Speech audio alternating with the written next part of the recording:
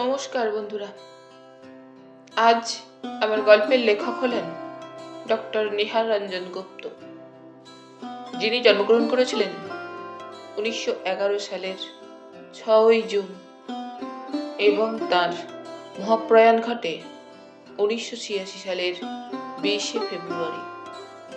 তার প্রতি গভীর শ্রদ্ধা নিবেদন করে শুরু করছি আজকের গল্প উল্কা। আজ থাকলো অন্তিম পর্ব।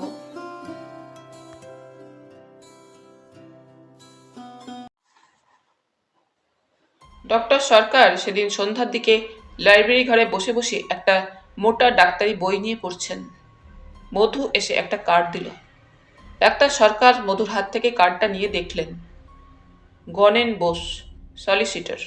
বললেন, আসতে বলো। মধুর পিছনে পিছনে একটু বাদেই লাইব্রেরি ঘরে এসে ঢুকলো গণেন বোস। গণেন ঘরে ঢুকেই নমস্কার জানায় ডক্টর সরকারকে। নমস্কার। বসুন। নমস্কার। বেশ আরাম করে চেয়ারের উপর বসে গণেন বলে, আপনি ডাক্তার মানুষ এবং অত্যন্ত বিজি, আমি জানি। তাই কাজের কথাই শুরু করি ডক্টর সরকার। আমি সুবীর ঘোষ সম্পর্কে কয়েকটা কথা আপনাকে বলতে এসেছি। আপনি হয়তো জানেন না, সে আমার পরম বন্ধু।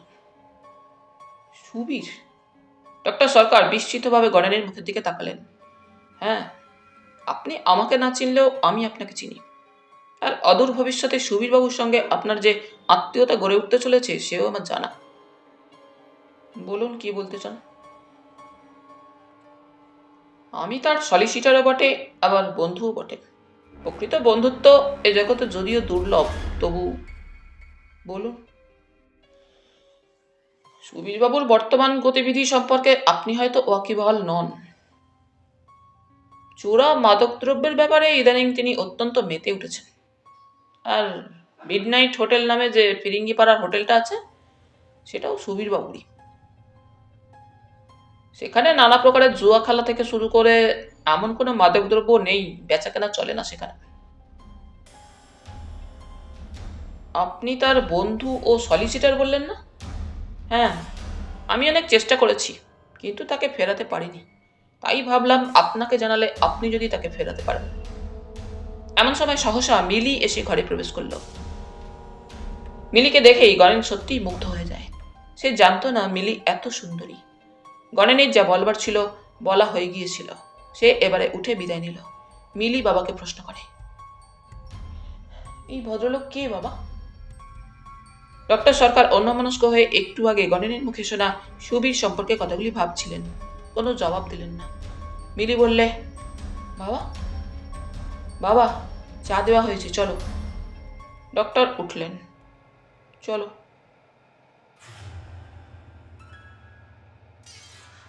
মিডনাইট হোটেলে মাফিনের ঘর। মাফিন আজও সাজগোজ করেনি। বিশ্বস্ত বেশবাস ও কুন্তল। ড্রেসিং টেবিলের সামনে একটা টুলের ওপর বসে মাফিন একটা ছোট কাঁটা হাতে গভীর মনোযোগের সঙ্গে দেখছিল। এমন সময় দরজায় মৃদু করাঘাত শোনা গেল। চটপট মাফিন কাঁটাটা ড্রয়ারের মধ্যে লুকিয়ে ফেলে উঠে গিয়ে দরজাটা খুলে দিল।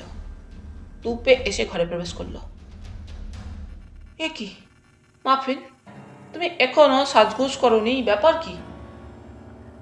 মাফিন বুঝেও জানা ব্যাপারটা কিছুই বোঝেনি, এমনি ভাব দেখিয়ে বললে, সাজগোজ করে কি হবে? কি হবে মানে? নাচতে হবে না? এদিকে হোটেলে খদ্দেররা সব আসতে শুরু করেছে।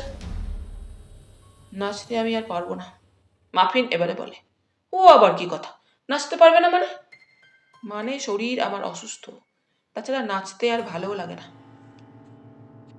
নাচতে ভালো লাগে না? শরীর অসুস্থ?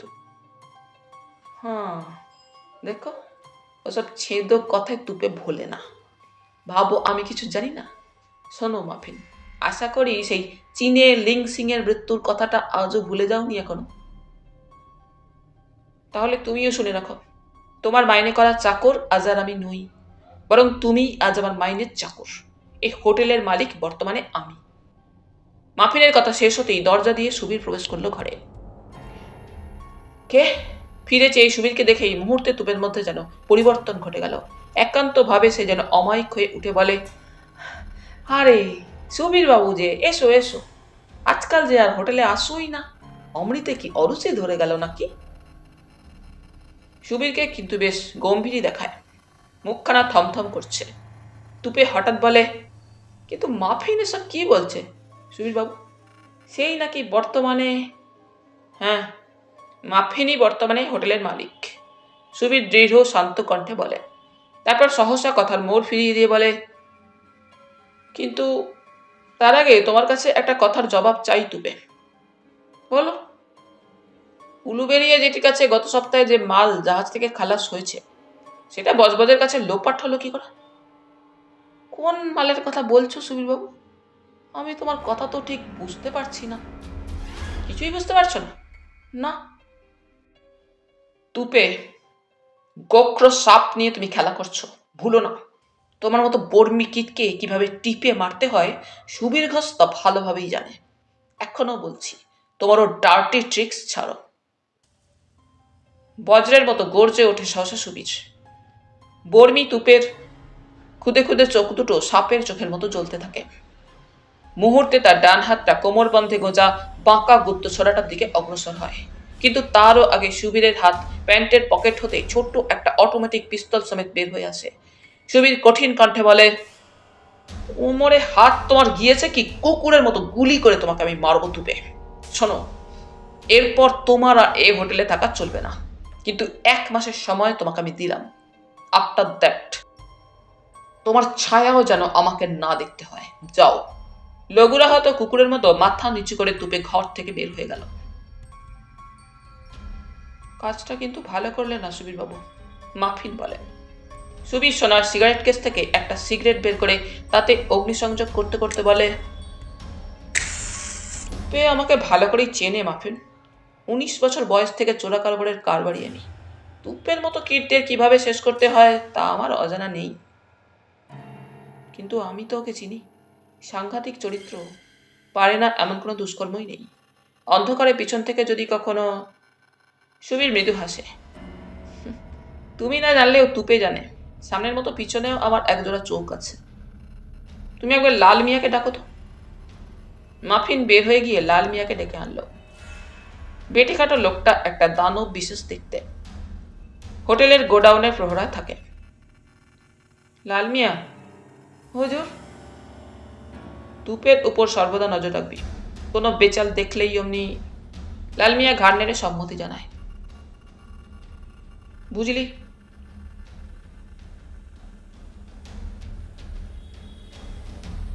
রাত্রি গোটা 8 বেশি হবে না। অরুণাংশু তার ঘরে অন্ধকারের মধ্যে পাইচারি করছে একাকী। অন্ধকার ঘরের মধ্যেই পাইচারি করতে করতে অস্ফুট স্বরে বলে, মিলি, মিলি স্বর্গের দেবী, ফুলের মতো পবিত্র স্নিগ্ধ।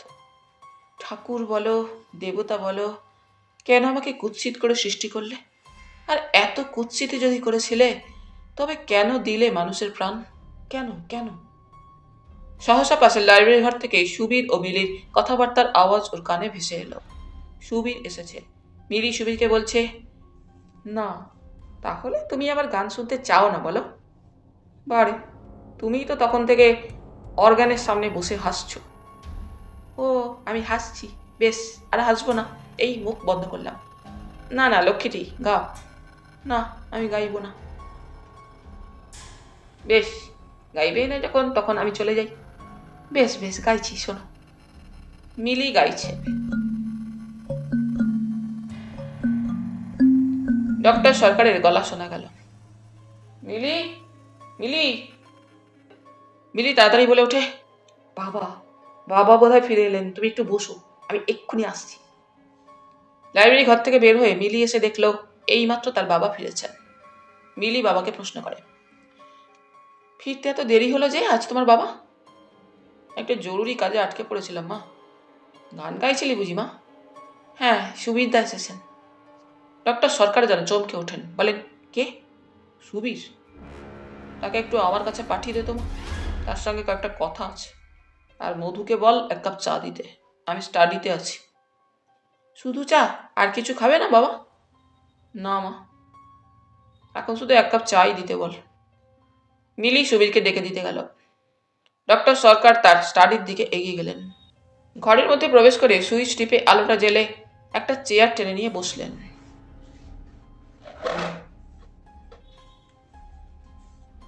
একটু পরেই সুবীর এসে ঘরে প্রবেশ করল। মিলি ঘরের মধ্যে প্রবেশ করল। মিলি ঘরের মধ্যে ঢোকে না, কৌতূহলী হয়ে দরজার বাইরেই দাঁড়িয়ে থাকে। কি এমন কথা বাবার সুবীরের সঙ্গে? নিশ্চয়ই সেই কথা। সুবীর ঘরে ঢুকে বললে, আমাকে ডাকছিলেন কাকাবাবু? হ্যাঁ, বসো। সুবীর একটা চেয়ার টেনে নিয়ে বসলো ডক্টর সরকারের মুখোমুখি। ডক্টর পূর্বাহ্নেই মনস্থির করে রেখেছিলেন, তাই কোনরূপ ভনিতা না করে সোজাসুজি কথাটা একেবারে তুললেন। শোনো সুবীর, তুমি জানো একদিক দিয়ে তুমি আমার সন্তানেরই মতো।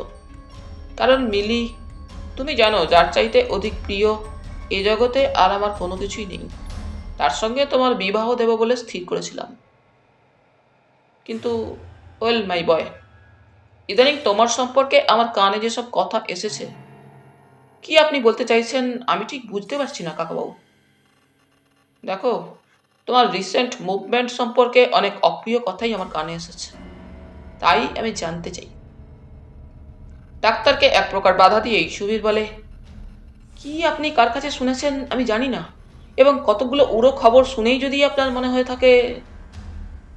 উড়ো খবর নয়, যাদের কাছে আমি শুনেছি তাদের মধ্যে একজন আমার অনেক দিনের পরিচিত ও একান্ত বিশ্বাসী, দ্বিতীয়জন তোমারই বন্ধু, সলিসিটার গণেন বোস। সুবীর বলে, বন্ধুই বটে, তাই বন্ধুর অবর্তমানে যাক সে কথা। গণেন? হ্যাঁ, শুনুন কাকাবাবু, সুবীর আজ পর্যন্ত তার কোনো কাজের জন্য তার বাপকেও কোনো কৈফিয়ত দেয়নি। তীক্ষ্ণ কণ্ঠে ডক্টর বলেন, সুবীর, তোমার যে এতদূর অধঃপতন হয়েছে।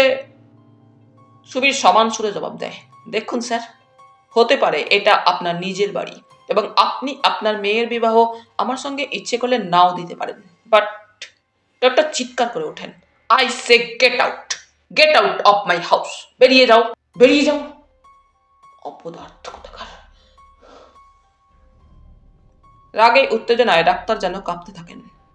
সুবীর কক্ষ হতে চলে যেতে যেতে বলে, যাচ্ছি, কিন্তু জানবেন আমারও নাম সুবীর ঘোষ। হনহন করে বের হয়ে সোজা একেবারে পোর্টিকোর নিচে এসে হাজির হয় সুবীর। পশ্চাতে বিলির কণ্ঠস্বর শোনা যায়, সুবীর, সুবীর শোনো, লক্ষ্মীটি, দাঁড়াও, একটা কথা শুনে যাও। সুবীর গাড়ির দরজা খুলে একেবারে গাড়িতে উঠে বসে। বিলি ছুটতে ছুটতে এসে সুবীরের গাড়ির দরজাটা চেপে ধরে। ঘরের মধ্যে বাপ ও সুবীরের যা কথা হয়েছে সবই সে শুনেছে। সুবীর, তোমার বাবা আমাকে তাড়িয়ে দিয়েছেন বিলি। বাবা রাগ হলে তুমি তো জানো অমনি কড়া কথা বলেন। শোনো, শুধু কড়া কথাই নয়, তুমি জানো না, আমি সব শুনেছি। লক্ষ্মীটি, তুমি ফিরে চলো, আমি বাবাকে বুঝিয়ে বলবো।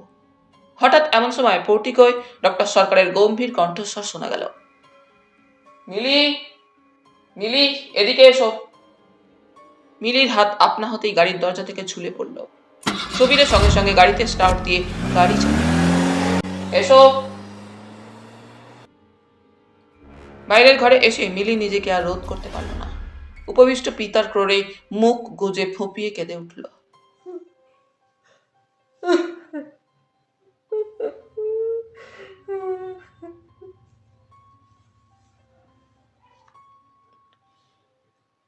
মাতৃহারা এই একমাত্র সন্তানটিকে প্রাণের চাইতেও বেশি ভালোবাসেন ডক্টর সরকার। ক্রন্দনরতা মেয়ের মাথায় ধীরে ধীরে হাত বুলাতে লাগলেন ডাক্তার। হোটেলে তুপের ঘরের মধ্যে গণেন ও তুপের কথা হচ্ছিল। গণেন বলছিল, মাকড়সার জালের মধ্যে মাছি আটকা পড়লে মাকড়সা যেমন তার অষ্টবাহুর বেষ্টনীতে সেই মাছিকে একটু একটু করে সম্পূর্ণ গ্রাস করে, সুবীরকেও তেমনি গ্রাস করো তুপে। নাও লিসন, আমি একটা প্ল্যান করেছি, দেখো তো আশেপাশে কেউ আছে কিনা। তুপে বাইরে গিয়ে চারিদিক একবার ভালো করে দেখলো, কেউ কোথাও নেই। গণেনের নির্দেশে ঘরের দরজাটাকে বন্ধ করে দিল। গণেন বললে, শোনো তুপে, সুবীর তোমারও শত্রু, আমারও শত্রু, আমাদের উভয়ের শত্রু। এই হোটেল সে মাফিনকে দিয়েছে দিক, কিন্তু আমরাও তাকে এত সহজে ছাড়ব না। তুপে বলে, কিন্তু মাফিন এখন হোটেলের মালিক। গণেন জবাব দেয়, আরে ও তো একটা সামান্য মেয়ে মানুষ, ওকে হাত করতে কতক্ষণ লাগবে আমাদের? শুধু তাই নয়, আমি জানি সেই শয়তানি সুবীরকে ভালোবাসে। গণেন মৃদু হাসে, তাই তো এক ঢিলে দুই পাখি মারবো ঠিক করেছি। সুবীরের বাগদত্তা পত্নী মিলিকে চুরি করে আনবো, আর ওই সঙ্গে সুবীরকেও। ব্যাস, এক তীরে দুই পাখি। তুপে বলে, কেমন করে তা সম্ভব হবে? চিঠি চিঠি সুবীরের সাহায্যে সব। এমন সময় বদ্ধ দরজায় করাঘাত শোনা গেল। কে? গণেন প্রশ্ন করে। সুবীরের গলা শোনা গেল বাইরে থেকে। আমি সুবীর, দরজাটা খোলো গণেন। দরজাটা খুলে দিতেই ঝড়ের মতোই সুবীর ঘরের মধ্যে প্রবেশ করে ক্রুদ্ধ উত্তেজিত কণ্ঠে সোজা একেবারে গণেনের সামনে এগিয়ে এসে বলে, গণেন বিশ্বাসঘাতক। গণেন যেন কিছুই বুঝতে পারেনি, এমনি একটা বিস্ময়ের ভাব নিয়ে বলে, হোয়াটস দ্য ম্যাটার? ব্যাপার কি সুবীর, কি বলছো তুমি? সুবীর আরো রেগে যায়, বলে, কি বলছি আমি? ন্যাকা, কিছু বুঝতে পারছো না? You dirty venom snake. Ganen শান্ত কণ্ঠে জবাব দেয়, সুবীর তোমার কি মাথা খারাপ হলো? Who are losing your temper? কি ব্যাপার, খুলেই বলো, মন চেঁচাচ্ছ কেন? সুবীর বলে, তোমাকে খুন করাই উচিত। হোয়াই লজিং মাই টেম্পার জিজ্ঞাসা করছো? ডক্টর সরকারের কাছে আমার নামে তুমি কি বলে এসেছো? গণেন যেন আকাশ থেকে পড়ে, বলে, ডক্টর সরকারের কাছে বলে এসেছি আমি তোমার নামে? গুড হেভেন, ডক্টর সরকারকে? Who is he? চেনা তো দূরে থাক, I have never heard of him. কে কে তিনি? সুবীর বলে ব্যঙ্গ মিশ্রিত কণ্ঠে, কখনো শোনোনি তার কথা না? চমৎকার, বলে আসেনি তুমি তার কাছে আমার নামে যা তা সব বানিয়ে বানিয়ে? গণেন বলে, বিলিভ মি সুবীর, কোনোদিন তার আমি ছায়া পর্যন্ত মারাইনি। ওয়েল তুপে। বলতে বলতে গণেন তুপের দিকে ঘুরে দাঁড়িয়ে তাকেই সম্বোধন করে বলে, তোমাকে আমি একটু আগে বলছিলাম না তুপে, আমার এক বন্ধু সলিসিটার, ডক্টর সরকারেরও সলিসিটার, তার কাছেই তো ডক্টর সরকার বলেছেন তোমার নাকি চরিত্র খারাপ, তোমার সঙ্গে তার মেয়ে মিলির বিয়ে দেওয়ার চাইতে তাকে গলায় কলসি বেঁধে জলে ডুবিয়ে দেওয়া বাঞ্ছনীয়। সুবীর তো অবাক, বলে, সত্যি? It is true? মুহূর্তে গণনের একটিমাত্র চালাকিতে সুবীরের গণনের প্রতি সমস্ত আক্রোশ যেন গলে জল হয়ে গেল। গণেন বলে, একটু আগে তুপের সঙ্গে তো সেই কথাই হচ্ছিল, তুপে বলছিল তোমাকে সব জানাতে। সুবীর রুদ্ধকণ্ঠে বলে, আর আমাকে বললে তুমি নাকি তার কাছে গিয়ে আমার নামে সব যা তা বলে এসেছো। ওটা কি সাংঘাতিক। গণেন মৃদু হেসে বলে, বলবেনি, নিজের লোকের কথা বলতে তো তত জুত হবে না, তাই আমার ঘাড়ে। আর তুমিও বুঝি সেই কথা শুনে ছুটে এসেছো। আমি হলে কি করতাম জানো? সুবীর তাকায় গণনের মুখের দিকে এবং বলে, কি? এমন শিক্ষা দিতাম তোমার ওই ডক্টর সরকারকে, a lesson which he could never forget. তুমিও সায়দায় সঙ্গে সঙ্গে, নিশ্চয়ই ইনসাল্ট তুমি সহ্য করো না সুবীর বাবু।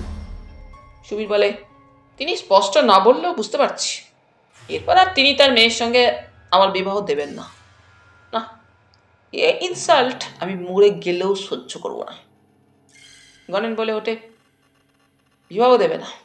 ওয়েল সুবীর, তুমি যদি আমার পরামর্শ মতো চলো, আই ক্যান অ্যারেঞ্জ এভরিথিং। বিবাহ তো হবেই, এমনকি লোকটাকে একটা শিক্ষা দেওয়াও হবে। সুবীর জিজ্ঞাসা করে, বলো কি? হাউ? এসো, পাশের ঘরে আমার প্ল্যান তোমাকে আমি বলছি। গণেন বলে। রাত্রির অন্ধকারে একাকী অরুণাংশু তার ঘরের মধ্যে বসে বিন বাজাচ্ছিল। ডক্টর সরকারের সঙ্গে রাগারাগি করে সেদিন রাত্রে সুবীরের এ বাড়ি থেকে চলে যাবার পর এই 5-6 দিন মিলি অরুণাংশুর ঘরে আর আসেনি। ইদানিং প্রতি রাত্রেই প্রায় মিলি অরুণাংশুর ঘরে আসত। একটা দিন তার ছায়াটিও চোখে পড়েনি। দিবারাত্রি মিলির হাসি গানে বাড়িটা যেন মুখরিত হয়ে থাকতো। সব যেন নিশ্চুপ হয়ে গিয়েছে। ক্যাঁচ করে একটা শব্দ তুলে ঘরের ভেজানো দরজাটা খুলে গেল। অন্ধকারে অরুণাংশু টের পায় বাজনা বাজাতে বাজাতেই মিলি তার ঘরে প্রবেশ করল। বাজনাটা থামিয়ে অরুণাংশু বললে, আসুন। একটা দিন আসেননি যে? অরুণাংশু বাবু, বলুন। আচ্ছা, আপনার বাবা তো নেই না? ধক করে ওঠে অরুণাংশুর বুকের ভিতরটা।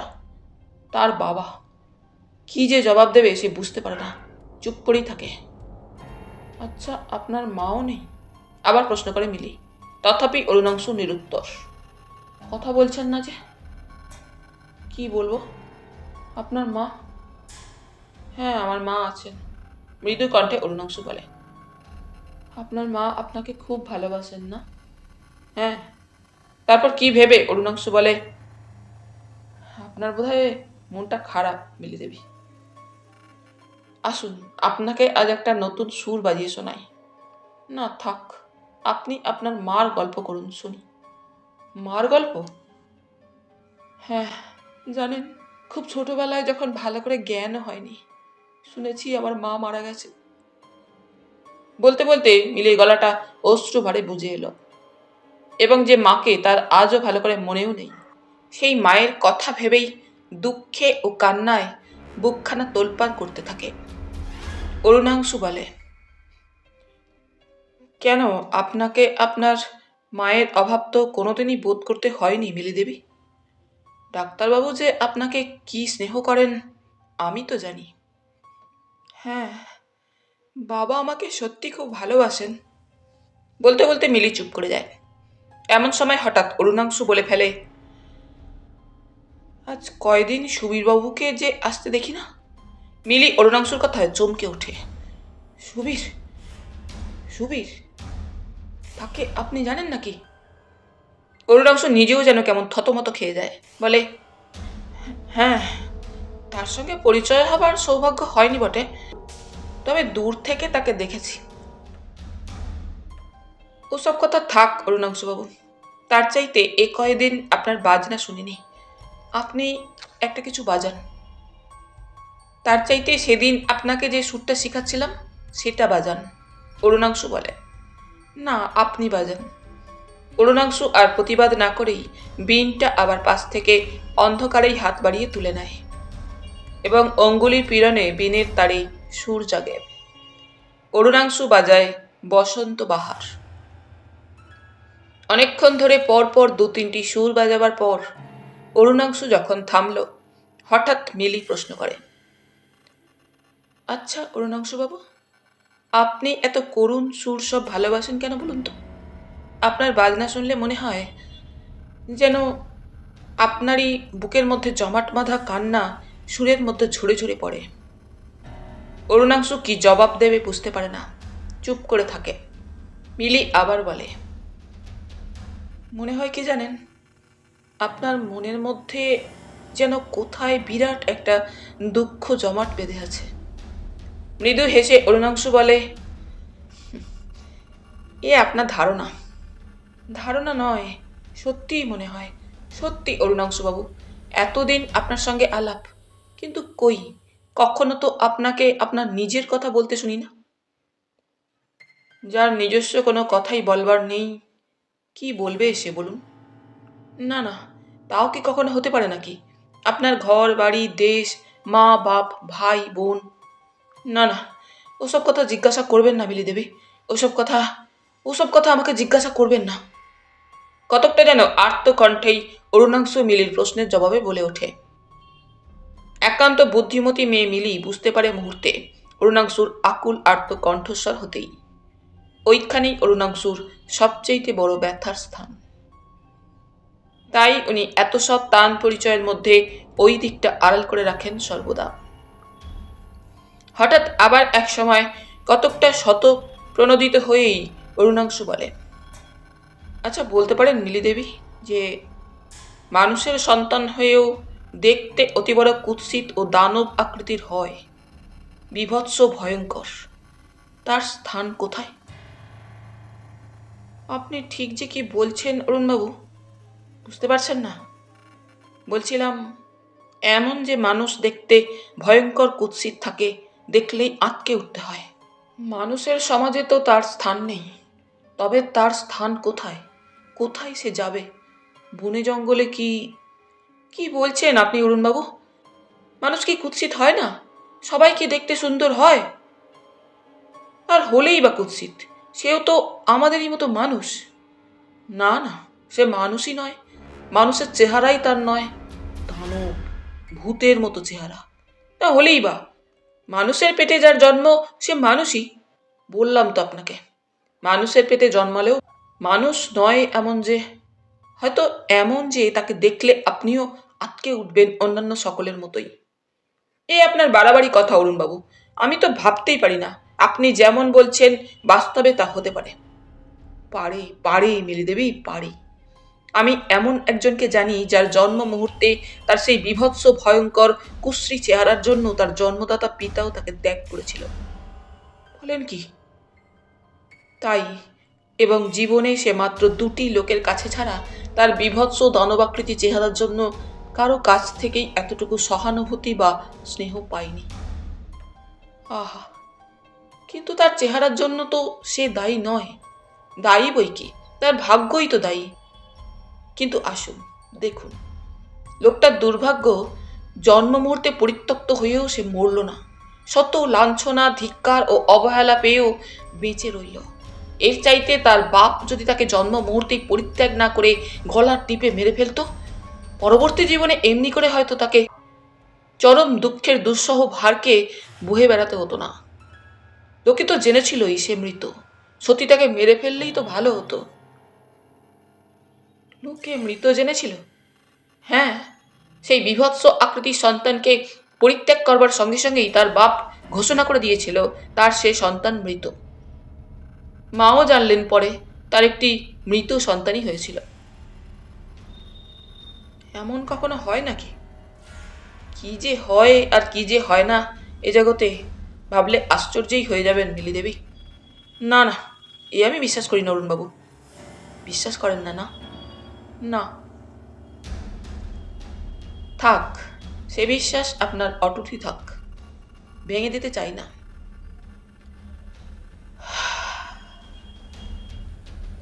একটা বড় রকমের দীর্ঘশ্বাস অন্ধকারী অরুণাংশুর বুকখানা কাঁপিয়ে বের হয়ে যায়। সুব্রত তার ঘরের মধ্যে ড্রেসিং টেবিলের সামনে দাঁড়িয়ে মেকআপ নিচ্ছিল। অদূরে দেওয়ালের গায়ে টাঙানো ওয়াল ক্লকটায় দেখা যাচ্ছে রাত্রি 10টা বাজতে আর বেশি দেরি নেই। আয়নার মসৃণ গাত্রে প্রতিফলিত সুব্রত চেহারা দেখেই বোঝা যাচ্ছে একেবারে খাঁটি একটি চীনা ম্যান। ধীরে ধীরে কৃত্রিম রূপসজ্জার গুণে রূপান্তরিত হয়েছে সুব্রত। পুলিশের গোয়েন্দা বিভাগের উচ্চপদস্থ কর্মচারী সুব্রত রায় নয়, সাধারণ একটি কলকাতাবাসী চীনা ম্যান। এই বেশেই একটু পরেই সুব্রত এক দুঃসাহসিক অভিযানে বের হবে এই রাত্রে। ভৃত্য এসে ঘরের বদ্ধ দরজার গায়ে ধাক্কা দিল। বাবু! কে রে? আমি যাদব। কি খবর যাদব? লিংপু এসেছে। লিংপুকে নিচের ঘরেই বসা, আমি আসছি। একটু পরে চীনা রূপসজ্জায় সুব্রত বাইরের ঘরে লিংফুর সামনে এসে যখন দাঁড়ালো, লিংফু তো অবাক। সুব্রতকে দেখে প্রথমটায় তো চিনতেই পারে না। সুব্রত রায়ের বাড়িতে এ আবার কি? আজন্মকাল, আজ 30 বৎসর কলকাতা শহরে থেকে ভাঙা ভাঙা বাংলা বলতে পারে। লিংফুকে অবাক বিস্ময় মুখের দিকে তাকিয়ে থাকতে দেখে সুব্রত বলে, কি লিংফু, আমাকে চিনতে পারছো না তাহলে? বাবু চাপ, ইট ইজ আ মিরাকেল। তোমাকে প্রথমটায় সত্যি আমি চিনতে পারিনি। ঠিক আছে, চলো এবারে। তুমিও যখন আমাকে চিনতে পারোনি, ওরাও কেউ আমাকে সন্দেহ মাত্র করতে পারবে না। কিন্তু বাবু ছাপ, সত্যি তুমি সেখানে যেতে চাও? যেতে চাই মানে? তোমার সঙ্গে এত পরামর্শ করে এত সাজার পরিশ্রম নেওয়া তবে কেন? চলো চলো, আর দেরি করা নয়। তথাপি যেন লিংফু ইতস্তত করতে থাকে। চলো, দেরি করে আর লাভ কি? কিন্তু বাবু ছাপ, ডেন বড় সাংঘাতিক জায়গা। বড় বাড়িতে মাটির নিচে, কথায় কথায় সেখানে ছোরা আর পিস্তল চলে। খুন হলে কেউ তাকে মাটির নিচেই চাপা দিয়ে রেখে যায়, বাইরের কাক পক্ষীতেও টের পায় না। কোনো ক্রমে যদি তারা জানতে পারলে ছোড়াগুলি চলবে, এই তো। তা আমিও নিরস্ত্র তো নই, আর আমার হাতের নিশানাও তুমি নিজেও তো জানো লিংফু। হ্যাঁ, লিংফু নিজেও জানে বইকে, আর বাক্যব্যয় করে না লিংফু। বলে, চলো। কোকেন ও ওপিয়াম ডেন, বেলেঘাটা অঞ্চলে একটা পুরাতন বাড়ি, ইংরাজি অক্ষর ই প্যাটার্নের। দোতলা বাড়িটা। দীর্ঘদিনের সংস্কারের অভাবে বাড়িটার অবস্থা এখন সত্যি শোচনীয় হয়ে উঠেছে। বেশিরভাগ জানালা দরজাই নেই। চুন বালি খসা ঘরগুলো মানুষের বাসের অযোগ্য। তথাপি সমস্ত বাড়িটার মধ্যে একটা বিভিন্ন ভাষাভাষী ও জাতের মানুষের কসমোপলিটন ভিড়। একখানা ঘর নিয়ে আছে অসংখ্য ভাড়াটিয়ারা। উড়ে পাঞ্জাবি, বিহারি, পাঠানি, শিখ হতে শুরু করে মায়ে বাঙালি পর্যন্ত। সারাটা দিন একটা বিচিত্র কলরব। এই বাড়িটারই পিছনের অংশ মাটির নিচে একটা হল ঘরের মতো জায়গায় ডেন। পার্ক স্ট্রিটে সুবীর ঘোষের মিডনাইট হোটেলের এই ডেনটির সঙ্গে একটি অদৃশ্য নিবিড় নারীর বন্ধন, যোগাযোগ আছে। ব্ল্যাক পিলস ও হোয়াইট ডাস্টের আসল বেচাকেনা এই ডেনেই চলে রাত্রির অন্ধকারে, এবং এখানেও সুবীরের একটা অফিস আছে। এখানকার দেখাশোনার ভার যে লোকটির উপরে আসলে, সে যে কোন দেশের এবং কি জাতের বা ধর্মের লোক কারো বুঝবার উপায় নেই। লোকটার আসল ও সত্যিকারের নামটা কি তাও কেউ জানে না। তবে এখানে সকলেই দলের মধ্যে তাকে সোলেমান সাহেব বলেই জানে। লম্বায় লোকটা 5 ফুট 2-1 ইঞ্চির হয়তো বেশি। মোটাও নয়, রোগাও নয়।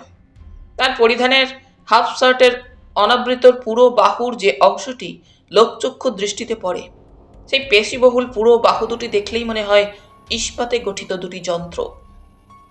এবং সে পুরো বাহুর শক্তি যে কি দুর্দান্ত, একমাত্র যে সেই হাতের রদ্দা, চাপড় বা ঘুষি খেয়েছে সেই মর্মে মর্মে উপলব্ধি করেছে। সোলেমানের গায়ের বর্ণ একেবারে কাফরিদের মতো কালো। মাথার চুল কাঁচায় পাকায় মেশানো, বেশ পরিপাটি করে ব্যাক ব্রাশ করা। পরিধানে সর্বদাই থাকে একটি সাদা ট্রাউজার ও সাদা টুইলের হাফ শার্ট। পায়ে একটা ক্রেপ সোলের জুতো। চলবার সময় কোনো শব্দ পাওয়া যায় না। আর হাতে থাকে 1 ফুট আন্দাজ একটা চামড়া দিয়া মোড়া লোহার রড। লোকে বলে সেটা রড নয়, সোলেমানের কোৎকা। সোলেমানের মুখের দিকে তাকালে পৈশাচিক একটা নিষ্ঠুরতা ছাড়া সেখানে যে কিছু আছে তা ভুলেও মনে হবে না। চওড়া কপাল, রোমস ভ্রু, খুদে খুদে গোলাকার দুটি চক্ষু। সে চক্ষের চাহনিতে সর্পের কুটিল দৃষ্টি যেন হিলহিলে। প্রথম যৌবনে কোনো এক সময় দুর্দান্ত সিফিলিস রোগে নাকের ব্রিজটা বসে গেছে। ফলে নাকটা মাঝখানে একেবারে লুপ্ত হয়ে গিয়ে হঠাৎ যেন উপরের পুরু ওল্টানো ওষ্ঠের ঠিক উপরেই দুটো গর্ত নিয়ে ছড়িয়ে গেছে। চৌকো চোয়াল এবং নূর দাড়ি। 3 বার খুনের দায়ে ও বারচারেক নানাবিধ দুষ্কৃতির অপরাধে প্রথমোক্ত ব্যাপারে প্রমাণের অভাবে একুনে বছর 10 জেল খাটলে সোলেমান জীবনে। সোলেমানের উপরেই ডেনের যাবতীয় দেখাশোনার ভার থাকলেও এখানকার ম্যানেজার গণেন বোস। প্রায় রাত্রেই গণেন বোসকে এই ডেনে তাই যাতায়াত করতে দেখা যায়। একতলার একটা চোরা কুঠুরির মধ্যে দিয়ে চোরা সিঁড়ি পথে 5-7 ধাপ নেমে এলেই নিচের ডেনটি দেখা যায়। হলঘরের চতুষ্পার্শ্বে 1.5 মানুষ সমান উঁচু রেলিং দিয়ে ঘেরা একটা কাঠের তৈরি পাটাতনের মতো। বেশিরভাগ নিম্ন শ্রেণীর নানা জাতীয় নেশাখোররাই এখানে এসে রাত্রে আড্ডা জমায়। কোকেন, আফিম, চরস, গাঁজা, মদ তো আছেই, আর আছে জুয়ার আসর। একদিকে নেশা, অন্যদিকে জুয়া খেলা, নরকখানা যেন গুলজার হয়ে ওঠে। কোকেন প্রভৃতির ব্যাপারীরা এইখানে এসেই লেনদেনের কথা ঠিকঠাক করে। তারপর সোলেমানের বিশ্বস্ত অনুচর রমজান ব্যাপারীকে মিডনাইট হোটেলে তুপের কাছে পৌঁছে দেয়। বড় বড় আসল লেনদেনটা হোটেলেই হয় সুবীরের পরামর্শ মতো তুপের হাত দিয়ে। ওই দিন রাত্রে লিংফুই পূর্বাহ্নে সংবাদ এনেছিল সুব্রতর কাছে কিছুদিন আগে মাত্র সাংহাই নামক চীনা জাহাজ হতে যে বহু টাকার কোকেন পাচার হয়েছে বজবজের কিছু আগে। তারই লেনদেনের প্রাথমিক কথাবার্তা হবে ওই ডেনে। এবং লিম্ফুর যে লোকটার সঙ্গে কথাবার্তা হবে সৌভাগ্যক্রমে তার সঙ্গে মাত্র কয়েকদিন পূর্বে পরিচিত হয়েছে। লিম্ফু লোকটা গোপনে গোপনে ওই লাইনে কাজ করলেও মধ্যে মধ্যে সরকারকে সংবাদ সরবরাহ করে বেশ কিছু মোটা মতোই উপার্জন করে থাকে। এবং লিম্ফুকে হাতে রাখলে অনেক সময় কাজ পাওয়া যাবে বলেই সুব্রত ওকে একটু প্রশ্রয় দিয়ে থাকে বরাবরই, সব জানা সত্ত্বেও। নির্দিষ্ট নিয়মেই ওই দিন রাত্রে লিংফু ও সুচাও, ছদ্মবেশী সুব্রত, গোপনে দ্বারপথে ডেনের মধ্যে এসে প্রবেশ করল। সিলিং থেকে ঘরের মধ্যে কয়েকটা ঝুলন্ত বাতির সাহায্যে স্থানটিকে আলোকদানের ব্যবস্থা একটা আছে বটে, তবে সেটা খুবই সামান্য। শ্বাসরোধকারী ধোঁয়ার পর্দা যেন ভারী কুয়াশার মতো সমস্ত স্থানটিকে গ্রাস করেছে। স্বল্প আলো ও ধোঁয়ার মধ্যে সমস্ত স্থানটি যেন কেমন ভয়াবহ ও থমথমে মনে হয়। একটা তীব্র কটু গন্ধে বায়ুলেসহীন ঘরের গুমটটাকে যেন সীসার মতোই ভারী করে তুলেছে। গা কেমন ঘিন ঘিন করে। একটা বমনোদ্রেকে মাথা ঘুলিয়ে ওঠে। ওদের পায়ে সাড়া পেতেই সহসা একসময় ঘরের কোথা থেকে যেন সোলেমান সাহেবের আবির্ভাব ঘটল। কি খবর লিংফু? লিংফুকে প্রশ্ন করলেও সুব্রত আর চোখের দৃষ্টিতেই টের পায় সোলেমানের তীক্ষ্ণ অনুসন্ধানী দু চোখের দৃষ্টি তার আপাত মস্তক বিশ্লেষণ করছে। আমার দোস্ত সুচাও, রেস্তোরাঁর লোক, হংকং থেকে এসেছে কয়েকদিন হলো। কিছু মাল আছে নাকি তোমার দোস্তদের কাছে? চিত্র অর্থপূর্ণ একটু হেসে লিংফুই বলে,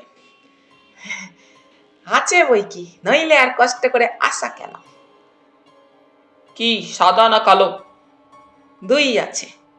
গণেন বাবু আছে নাকি? আছে, প্রাইভেট ঘরে টিপু সুলতানের সঙ্গে কথা বলছেন। কে, নবাব জাদা?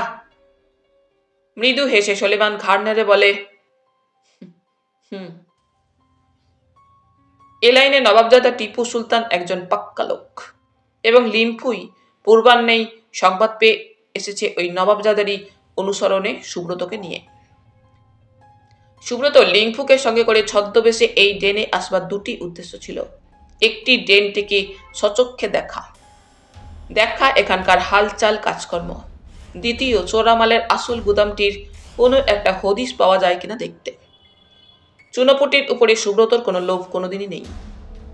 আসল রই কাতলাগুলোই তার শিকার, এবং একেবারে বামাল সমেত সবকে ধরতে না পারলে কোনো লাভই নেই। একটু পরেই সোলেমানের মধ্যস্থতায় গোপন এক সুড়ঙ্গ পথ দিয়ে লিংফু ও সুব্রত পাশেরই একটা লাগোয়া পুরো বাগান বাড়ির একটা দোতলার ঘরে গিয়ে উপস্থিত হলো। ঘরের মধ্যে একটা টেবিলের সামনে চেয়ারের উপরে উপবিষ্ট গণেন বোস, এবং তারই সামনে টেবিলের সামনে আরো দুটি খালি চেয়ার। ঘরের মধ্যে গণেন একাই ওদের অপেক্ষায় ছিল। লিংফুকে দেখে গণেন সাদর সম্ভাষণ জানালো। এসো লিংফু, সোলেমান সব আমাকে বলেছে। তা কত টাকার মাল?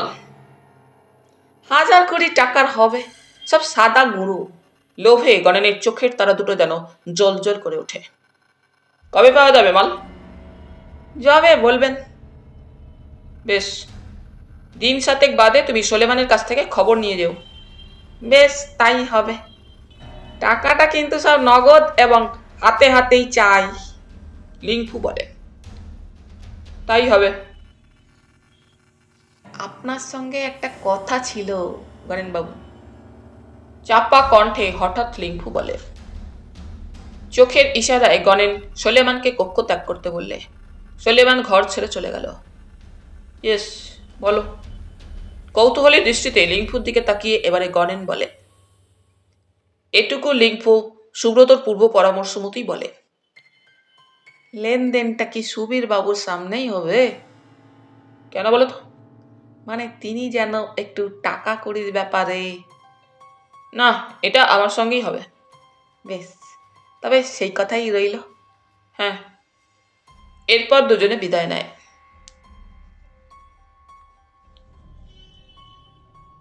স্বামী ও স্ত্রীর মধ্যে কথাবার্তা হচ্ছিল রাত্রে। কমলা রাজীবকে বলছিলেন, দেখো, কয়েকদিন থেকেই তোমাকে একটা কথা বলবো বলবো ভাবছিলাম। মিলির তো পরীক্ষা হয়ে গিয়েছে। কথা ছিল পরীক্ষার পরেই সুবীর আর মিলির বিবাহটা হয়ে যাবে। তাছাড়া খোকাও বলেছিল মাসখানেক পরে ব্যবসার কী সব শিখতে আমেরিকা যাবে। তা রাজীব স্ত্রীর কথায় বলেন, খোকা কিছু বলেছে নাকি এ সম্পর্কে? হ্যাঁ, মানে বছর খানেকের জন্য আমেরিকা চলে যাবে তাই বলছিল। এ বিয়ে বোধ হয় তো শেষ পর্যন্ত সত্যিই হলো না কমলা। ধীর কণ্ঠে রাজীব বলেন, হলো না? তার মানে? বিস্মিত সপ্রশ্ন দৃষ্টিতে কমলা স্বামীর মুখের দিকে তাকালেন। হ্যাঁ, তোমাকে এ কয়দিন আমি বলবো বলবো করেও বলতে পারিনি কমলা। 7 দিন আগে সুহিতের একখানা চিঠি পেয়েছি। চিঠি? সুহিত ঠাকুরপোর চিঠি? কি চিঠি? কমলার উদ্বেগ যেন উত্তরোত্তর বেড়েই চলে। দাঁড়াও, চিঠিটা আমার ড্রয়ারেই আছে, তোমাকে পড়ে শোনাই।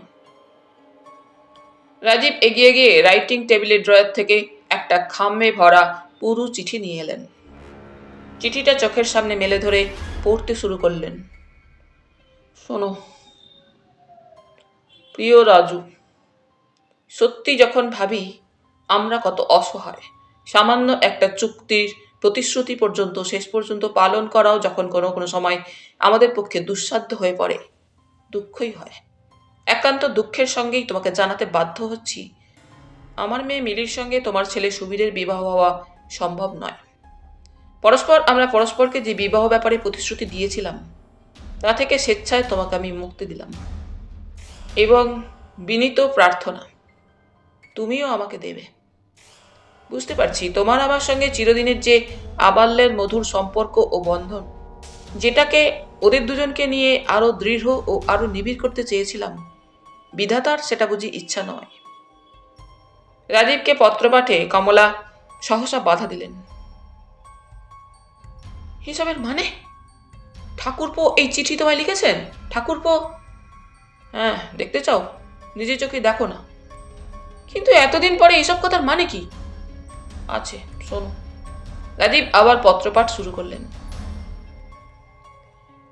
কিন্তু তুমি হয়তো জিজ্ঞাসা করতে পারো, এবং একান্ত ন্যায়সঙ্গতও বটে, সেটা যে গত 10 বছর ধরে যে অঙ্গীকারে আমরা আমাদের পরস্পরের কাছে আবদ্ধ ছিলাম, হঠাৎ সে অঙ্গীকারকে ভঙ্গ করতে বাধ্য হচ্ছি আমি কেন?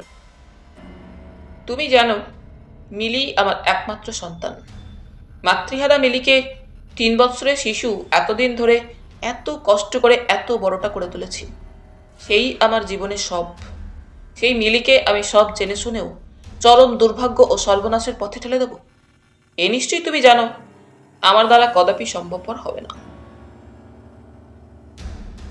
আরও জানো, তুমি সত্য ও ন্যায়কে চিরদিন আমি জীবনের চরম কাম্য বলে জেনে এসেছি। সেদিক দিয়েও আজ আর আমার পূর্ব অঙ্গীকারকে পালন করা দুঃসাধ্য।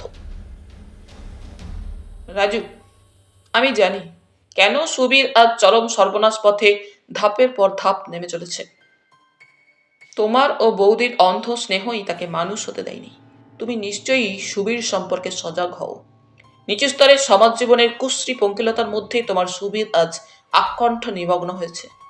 এমনকি সে তার সহজ ভদ্র ব্যবহার ও সৌজন্য বোধটুকুও হারিয়েছে।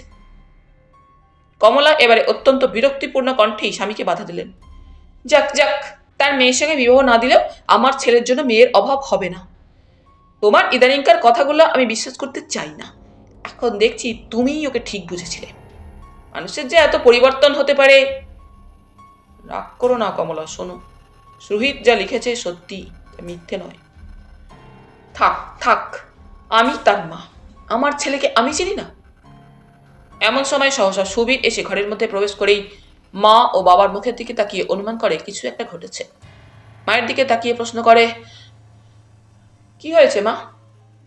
কমলা প্রশ্নের কোনো জবাব দেন না। কথা বললেন রাজীব। তোমার মার মুখে শুনলাম তুমি নাকি আমেরিকা যাচ্ছ সুবীর। হ্যাঁ, কিন্তু টাকা কোথায় পাবে? মাতা পুত্র একসঙ্গেই যুগপৎ বিস্তৃত দৃষ্টিতে রাজীবের মুখের দিকে তাকায়। Don't expect a single farthing from me.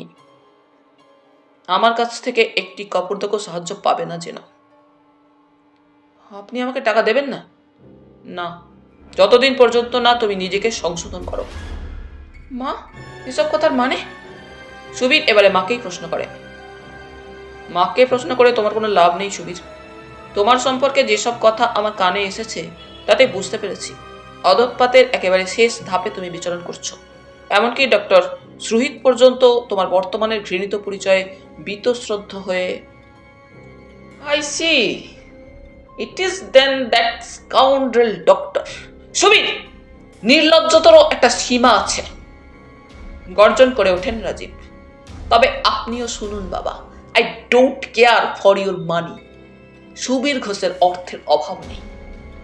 Subir, ইম্পার্সিনেন্ট, তোমার মুখের দিকে তাকাতেও আমার ঘৃণা হচ্ছে, বেরিয়ে যাও। হ্যাঁ, তাই যাব।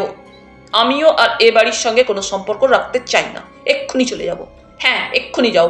আজ থেকে মনে করব আমার আমার কোনো ছেলেই ছিল না।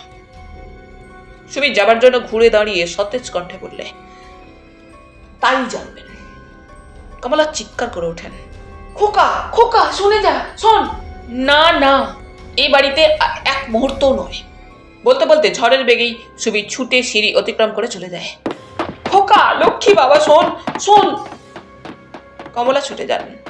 রাজীব বাধা দিলেন, যেতে দাও ওকে কমলা, যেতে দাও। ও তুমি কি বলছো? হ্যাঁ হ্যাঁ কমলা, এই আমার পাপের ফল, মহাপাপের দণ্ড, নিয়তি, নিষ্ঠুর নিয়তি। না না, ওকে আমি যেতে দেবো না, তুমি আমাকে ছেড়ে দাও। খোকা খোকা। কঠিন নিষ্ঠুর কণ্ঠে রাজীব বলেন, যেতে ওকে দিতেই হবে। একদিন একজনকে নিষ্পাপ নিষ্কলঙ্ক এ বাড়ি হতে বের করে দিয়ে যে মহাপাপ করেছিলাম, 25 বছর পরে আজ সেই মহাপাপের গুরুদণ্ড এমনি করেই আমাদের মাথা পেতে নিতে হবে, এমনি করেই নিতে হবে। রাজীবের কথা শেষ হওয়ার সঙ্গে সঙ্গেই ওয়াল ক্লকটায় ঢং ঢং শব্দে রাত্রি 12টার ঘোষণা শুরু হলো। রাজীব যেন চমকে ওঠেন। রাত 12টা, 25 বছর আগেকার রাত 12টা। ঠিক 25 বছর পরে রাত 12টায় কি সত্যি শেষ হবে? কিন্তু কমলা স্বামী শেষের কথাগুলোতে কোনো কান না দিয়ে ছুটে সিঁড়ি দিয়ে নিচে নেমে গেলেন। খোকা খোকা। রাত 12টার ঘন্টার ধ্বনি তখনও বেজে চলেছে, শেষ হয়নি। ঢং ঢং ঢং।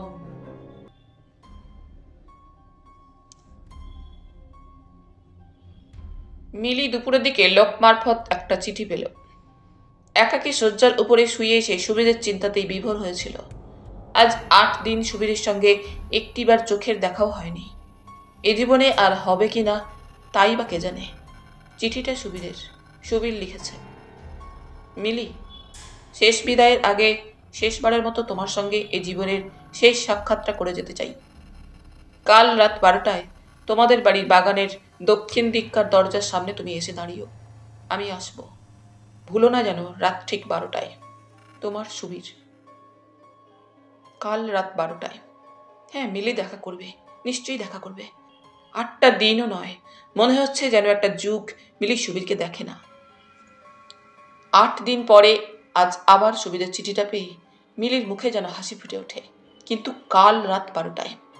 আজকের রাত, কালকে সারাটা দিন, তারপর রাত 12টা পর্যন্ত অপেক্ষা করতে হবে। তারপর পাবে সে সুবীরের দেখা। মিলি বাড়ি ছিল না সন্ধ্যাবেলায়। ডক্টর সরকারের সঙ্গে মার্কেটে গিয়েছে। চাকর বাকররাও যে যার গৃহকাজে ব্যস্ত। অবসরে সন্ধ্যার অন্ধকারে নিঃশব্দেই নিজের ঘর থেকে বের হয়ে চুপি চুপি সতর্ক দৃষ্টিতে এদিক ওদিক তাকাতে তাকাতে অরুণাংশু সিঁড়ি দিয়ে উপরে উঠে গেল। বারান্দার শেষ প্রান্তের ঘরটাই মিলির। অরুণাংশু পা টিপে টিপে মিলির ঘরের বদ্ধ দরজাটার সামনে এসে দাঁড়ালো। মনের মধ্যে কে যেন বলে ওঠে, অরুণাংশু, কোথায় চলেছ? চোরের মতো পা টিপে টিপে এ ঘরের দরজার সামনে এসে দাঁড়িয়েছ কেন? এ ঘরে তোমার কি প্রয়োজন? অরুণাংশু, ফিরে যাও। চুরি করতে আমি আসিনি। কেবল ঘরের মধ্যে ড্রেসিং টেবিলের উপরে যে ছোট্ট ফটোটা আছে মিলির, সেই ফটোটা। জানো, অন্যের জিনিস না বলে নিলে চুরি করা হয়। তুমি চোর। বুকের মধ্যে ঠিপ ঠিপ করেছে। না না, আমি চোর নই। সামান্য একটা ফটো, কোনো মূল্যবান মহার্ঘ বস্তু নয় তো, সামান্য একটা ফটো। কত ফটোই তো মিলির আছে এ বাড়িতে, একটা নিলে চুরি করা হবে কেন? দরজাটা ঠেলে অরুণাংশু ঘরের মধ্যে প্রবেশ করলো। খুট করে সুইচ টিপে আলোটা জ্বাললো। ওই তো হাসছে মিলি। হাত বাড়িয়ে ড্রেসিং টেবিলের সামনে এগিয়ে ফটোটা তুলে নিল অরুণাংশু। জামার মধ্যে ফটোটা লুকিয়ে নিয়ে বের হয়ে এলো। আলোটা নিভিয়ে দিয়ে দরজাটা ভেজিয়ে সোজা নিচে দ্রুত পদে নিজের ঘরে ঢুকে অরুণাংশু ভিতর থেকে ঘরের খিলটা তুলে দিল।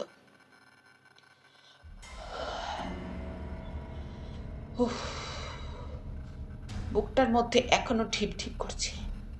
দেখে দেখেও চোখের তৃষ্ণা যেন মেটে না। মিলি, তুমি কি সুন্দর। পৃথিবীর যাবতীয় সৌন্দর্য দিয়ে তিল তিল করে গড়া তিলোত্তমা তুমি। নিষ্পলক দৃষ্টিতে তাকিয়ে থাকে মিলির ফটোটার দিকে। ভগবান, কি অপরাধ আমি করেছিলাম তোমার কাছে? কি পাপ করেছি? এত কুৎসিত করে আমাকে কেন সৃষ্টি করলে দেবতা? এত কুৎসিতি যদি করেছিলে প্রভু, তবে মানুষের প্রাণ দিলে কেন? কেন কেন আমার সমস্ত বোধ শক্তিকে পাষাণে পরিণত করলে না? কেন আমাকে পাষাণ করে দিলে না? এর চাইতে যে সে ঢের ভালো ছিল। আজ রাত 12টায় সুবীর দেখা করতে বলেছে বাগানের দক্ষিণ দিকের দরজার কাছে। ব্যাকুল আগ্রহে প্রতিটি মুহূর্ত অতিবাহিত করে মিলি। মাত্র রাত্রি 11টা এখন। ডক্টর সরকার জরুরি একটা কলে রাত্রি 9টায় বের হয়ে গিয়েছেন। কখন ফিরবেন কিছু ঠিক নেই। অরুণাংশুর ঘরের দরজাটাও বাইরে থেকে বন্ধ। একটু আগে সেও বের হয়ে গিয়েছে। মধ্যে মধ্যে এমনি করে অনেক রাত্রিতে অরুণাংশু কোথায় যেন যায়। মিলি একদিন জিজ্ঞাসা করেছিল। অরুণাংশু জবাব দিয়েছিল, রাত্রে নাকি একা একা নির্জন পার্কের মধ্যে গিয়ে বেড়াতে ভালো লাগে, তাই সে পার্কে বেড়াতে যায়। মিলি ঘন ঘন ঘড়ির দিকে তাকায়। রাত 11টা বেজে মাত্র 11 মিনিট। এখনো 49 মিনিট বাকি। সত্যি ঘড়িটা কি আস্তে আস্তে চলছে। ঘড়ির কাঁটা দুটো যেন চলছেই না, থেমেই আছে। ঢং ঢং। রাত 12টা বাজছে। দ্রুত পদে অন্ধকার সিঁড়ি অতিক্রম করে মিলি নিচে নেমে গেল। লাইব্রেরি ঘরের পিছন দিককার দরজাটা খুলে বাগানের মধ্যে এসে দাঁড়ালো। কি অন্ধকার বাগানটা। অন্ধকারে এগিয়ে চলল দক্ষিণ দিকে মিলি। ওই যে অন্ধকারে একটা আগুনের রক্ত ফুলকি দেখা যাচ্ছে। সিগারেটের জ্বলন্ত অগ্রভাগ। নিশ্চয়ই সুবীর। আরো একটু এগিয়ে গিয়ে চাপা কণ্ঠে মিলি ডাকে, সুবীর, সুবীর। শুকনো পাতার উপরে মৃদু একটা খম খম শব্দ। কে যেন এগিয়ে এলো। সুবীর, কোথায় তুমি? এই যে আমি, মিলি। অন্ধকারে এবারে চাপা কণ্ঠে ডাক শোনা গেল। মিলি, সুবীর, এই যে। শব্দ লক্ষ্য করে আগে একটু অন্ধকারে এগিয়ে যেতেই সহসা অন্ধকারে প্রবল নিষ্ঠুর দুটো লৌহ কঠিন বাহুর বেষ্টনী যেন মিলিকে জাপটে ধরল। ঘটনার আকস্মিকতায় ভয়ে আতঙ্কে মিলি একটা অস্ফুট আর্ত শব্দ করে ওঠে। কিন্তু শব্দটা কণ্ঠের মধ্যেই ডুবে যায়। একটা কাপড় দিয়ে কে যেন তার মুখ চেপে ধরে কণ্ঠ রোধ করে। একটা মিষ্টি গন্ধ ওই সঙ্গে নাকে এসে প্রবেশ করে। গন্ধটা ভারী মিষ্টি। মিলির মনে হলো কে যেন সবল দুটি বাহু দিয়ে অক্লেশেই তাকে কাঁধের উপরে তুলে নিল। সবকিছু যেন দুলে ওঠে। অন্ধকারে নিঃশব্দে সোলেমান মিলির অচেতন শিথিল দেহটা কাঁধের উপরে তুলে নিয়ে বাগানের দরজা দিয়ে বের হয়ে বাগানের পশ্চাতে অপ্রশস্ত অন্ধকার গলিপথের মধ্যে এসে পড়ল। গলিপথ অতিক্রম করে সোজা সোলেমান গলির শেষ প্রান্তে বড় রাস্তায় যেখানে একটা কালো রঙের সেলুন গাড়ি পার্ক করা ছিল তার সামনে এসে দাঁড়ালো। গাড়ির ফুটবোর্ডে কি একজন ছায়ামূর্তির মতো দাঁড়িয়ে। সে প্রশ্ন করে, এনেছিস? হ্যাঁ, সোলেমান জবাব দেয়। ঠিক ওই সময় গলিপথ দিয়ে অরুণাংশ ফিরছিল। হঠাৎ অরুণাংশুর নজরে পড়ে অদূরবর্তী গ্যাসের আলোয় সোলেমান অচেতন মিলির দেহটা কাঁধের উপরে বয়ে নিয়ে গাড়ির সামনে গিয়ে দাঁড়ালো। চমকে ওঠে অরুণাংশু। কি ব্যাপার? সোলেমান দ্বিতীয় ব্যক্তির সাহায্যে যখন ধরাধরি করে মিলির অচেতন দেহটা গাড়ির মধ্যে তুলছে, দূর থেকে গ্যাসের আলোয় চকিতে মিলির মুখটা অরুণাংশু দেখতে পেল। ও কি, মিলিকে কারা চুরি করে নিয়ে যাচ্ছে? পায়ে পায়ে অন্ধকারেই অরুণাংশু এগিয়ে একেবারে গাড়িটার পশ্চাতে গিয়ে দাঁড়ালো।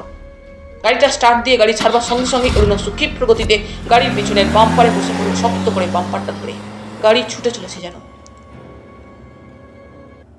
বেলেঘাটার সেই পুরাতন দোতলা বাড়িটা, গণেন বসে সেই ঘর। একটা চেয়ারের উপরে কঠিনভাবে একটা শক্ত দড়িতে হাত পা বদ্ধ অবস্থায় সুবীর উপবিষ্ট। সামনে দাঁড়িয়ে তুপে। নিজের ফাঁদে আজ সুবীর নিজেই আটকা পড়েছে। শয়তান গণেন বসের পরামর্শ মতো মিলিকে চিঠি দিয়েছিল সুবীর বাগানে দেখা করার জন্য রাত্রি 12টায়। কিন্তু তার আগেই সে নিজে ওদের হাতে বন্দী হয়েছে। তুপের মুখে একটা সরু পাইপ। তুপে সুবীরকে লক্ষ্য করে বলছিল, নাও সুবীর বাবু, এক এখনো বলো, কি স্থির করলে? আমার প্রস্তাবে তুমি রাজি আছো কিনা? সুবীর অগ্নিক্ষরা দৃষ্টিতে তাকায় তুপের দিকে। তুপে আবার বলে, ও সব চোখ রাঙানিতে কোনোই লাভ হবে না সুবীর বাবু। এখন তুমি সম্পূর্ণভাবেই আমার মুঠোর মধ্যে। বলতে বলতে একটা স্ট্যাম্প আটা কি সব টাইপ করা কাগজ সুবীরের চোখের সামনে তুলে ধরে বলে, কেন নিজের দুর্ভাগ্যকে টেনে আনবে? এই দানপত্রটাই সই দিয়ে দাও একটা, এক্ষুনি তোমাকে ছেড়ে দেব। কেবল একটা সই, তাহলেই মুক্তি। সুবীর গর্জন করে ওঠে, ইউ ডার্টি ডগ! তুই যদি মনে করে থাকিস এভাবে কায়দা করে আমায় দিয়ে তুই হোটেলের দানপত্র লিখিয়ে নিতে পারবি, ভুল করেছিস। তুপে আবার বলে, কেন মিথ্যে মিথ্যে ঝামেলা করছো সুবীর বাবু? লক্ষ্মী ছেলের মতো আমি যা বলছি শোনো। তোমাকে তো বলেছি তোমার প্রাণের বন্ধু গণেন তোমারই চিঠির সাহায্যে তোমার মিলিকে লোপাট করে আনতে গিয়েছে, এবং আরো কিছুক্ষণের মধ্যেই হয়তো সে তোমার মিলিকে নিয়ে এখানে এসে পৌঁছাবে। হোটেলটা তো যাবেই, তোমার প্রাণের মিলিকেও সেই সঙ্গে হারাবে। তার চাইতে আমি যে প্রস্তাব দিয়েছি তাই মেনে নাও। হোটেলটা আমায় লিখে দাও, তোমার মিলিকে তুমি ফিরে পাবে। শয়তান পিশাচ! গর্জন করে ওঠে রুদ্ধ আক্রোশে আবার সুবীর। তা যা বলো, এখন সময় থাকতে ভেবে দেখো আরেকবার ভালো করে। মিলি আর হোটেল দুটোই হারাতে চাও, না হোটেলটা দিয়ে মিলিকে চাও? হোটেলটা আমার নামে লিখে দাও, পরিবর্তে গণেনের হাত থেকে মিলিকে আমি তোমার হাতে তুলে দেব। গণেন চায় তোমার মিলি ও হোটেল দুই, কিন্তু আমার তোমার মিলির পরে কোনো লোভ নেই। আমি চাই হোটেলটা। ফেয়ার ডার্লিংস, বলো। যা খুশি তোর কর, প্রাণ থাকতে আমি কাগজে সই করব না। মিলির জন্য নয়, না। এই তোমার তাহলে শেষ কথা? সুবীর কোনো জবাব দেয় না। বেশ, তবে বড়। তুপে এবার এগিয়ে গিয়ে দেয়ালের গায়ে একটা সুইচ টিপতেই দেওয়ালের একটা অংশ নিঃশব্দে সরে গিয়ে খানিকটা ফাঁক দেখা দিল। সেই ফাঁকের মধ্যে একটা অপরিসর সুড়ঙ্গ পথ দেখা গেল। তুপে সেই সুড়ঙ্গ পথে অদৃশ্য হলো। ওই বাগান বাড়ির গেটের মধ্যে দিয়েই সেই গাড়িটা প্রবেশ করতেই অরুণাংশু অন্ধকারে গাড়ির পিছন হতে লাফিয়ে নেমে পড়ল। গাড়িটা আরো খানিকটা এগিয়ে গিয়ে গাড়ি বারান্দার সামনে দাঁড়ালো। গাড়ি থেকে চালক ও আরো 3 জন লোক মিলির অচেতন দেহটা ধরাধরি করে নামিয়ে নিয়ে বাড়ির মধ্যে গিয়ে প্রবেশ করলো। দরজাটা বন্ধ হয়ে গেল ভেতর থেকে। অরুণাংশু দূর থেকে সব দেখলো। একটু পরে এগিয়ে এসে দরজায় ধাক্কা দিয়ে বুঝলো দরজা ভেতর থেকে বন্ধ। বাড়ির মধ্যে তাহলে এখন প্রবেশ করা যায় কোন পথে? অরুণাংশু বাড়ির চারপাশে অস্থিরভাবে ঘুরে ঘুরে দেখতে লাগলো কোন পথে কি উপায়ে সে বাড়ির মধ্যে প্রবেশ করতে পারে। মিলিকে নিয়ে লোকগুলো বাড়ির মধ্যে ঢুকেছে। অচেতন মিলি, যেমন করে যে উপায় হোক অরুণাংশুকে বাড়ির মধ্যে ঢুকতেই হবে। অচেতন মিলির শিথিল দেহটা বহন করে দোতলার একটা ঘরের মধ্যে প্রবেশ করলো। 4 জনের মধ্যে একজন গণেন বোস, একজন সোলেমান, বাকি 2 জন গণেনের আজ্ঞাবহ লোক। ঘরের মধ্যে একটা খাটিয়া পাতা ছিল।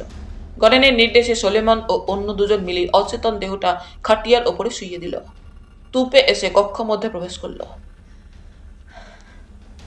আরে এ যে একেবারে বামাল সমেত।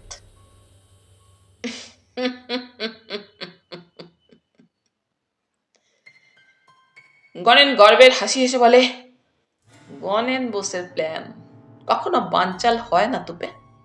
দেখলে তো এখন, বলেছিলাম না সেদিন তোমায়, কেবল একটা ছোট্ট চিঠির ওয়াস্তা। কিন্তু ওদিককার খবর কি সুবীর? সে সব ঠিক আছে। ঠিক ওই সময় দেখা গেল বাইরে ঘরে জানালা পথে কান পেতে দাঁড়িয়ে আছে বর্মিনী মাফিন। সে তুপেকে নিঃশব্দে ছায়ার মতো তার অজান্তেই অনুসরণ করে এসেছে। মাফিন কয়েকদিন হতেই তুপে আর গণেনের ফুসুর ফুসুর কথাবার্তা শুনে এমনি একটা কিছুই আঁচ করেছিল এবং সর্বদা সতর্কভাবে ওদের গতিবিধি লক্ষ্য করছিল। তুপে আর গণেন খুনাক্ষরেও টের পায়নি ব্যাপারটা। ঘরের মধ্যে গণেন বলে, তাহলে আর দেরি করে লাভ নেই। আমাদের প্ল্যান মাফিক সুবীরকে এখান থেকে শেষ করে একটা গানি ব্যাগে ভরে ফেলো মৃতদেহটা। সোলেমান তোমাকে সাহায্য করবে, পিয়ারিও সঙ্গে থাকবে। গানি ব্যাগে ভরে মৃতদেহটা গাড়িতে তুলে নিয়ে তোমরা সোজা বাগবাজারের গঙ্গার ঘাটে চলে যাও। পরতলায় লঞ্চ রেডি আছে, লঞ্চে নিয়ে তোমরা একেবারে উলুবেড়ে গিয়ে মাছ গঙ্গায় ব্যাগটা ফেলে দিয়ে আসবে। আর তুমি? তুপে প্রশ্ন করে। আমি আপাতত এদিকটা সামলাই। তুমি ওদিককার কাজ ছেড়ে ফিরে এসো, তারপর সব ব্যবস্থা হবে। ব্যবস্থাটা আগেই শেষ করে ফেললে হতো নাকি? গণেন। তুপের কণ্ঠস্বরে কতকটা যেন চমকেই তুপের মুখের দিকে তাকালো গণেন। বর্মি তুপের ক্ষুদ্র ক্ষুদ্র চক্ষু দুটোতে যেন একটা কিসের ইঙ্গিত সুস্পষ্ট হয়ে উঠেছে এই মুহূর্তে। তুমি তুমি কি আমাকে শেষ পর্যন্ত অবিশ্বাস করছো তুপে? গণেন বলে।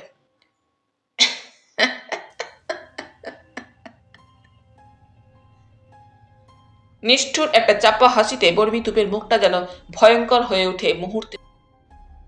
তুপে বলে, বিশ্বাস অবিশ্বাসের কথা ঠিক নয় গণেন, বর্মি আমরা, তাছাড়া আমি।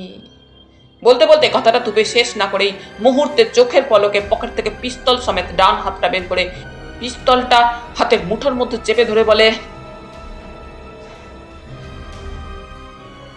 জুয়ো খেলতে বসে বর্মি তুপে ধারে কারবার করে না গণেন, যা হবে নগদা নগদি, হ্যান্ড টু হ্যান্ড। কোণঠাসা বাঘের মতো ক্রুদ্ধ কণ্ঠে গর্জন করে ওঠে গণেন, তুপে, বর্মি কুত্তা।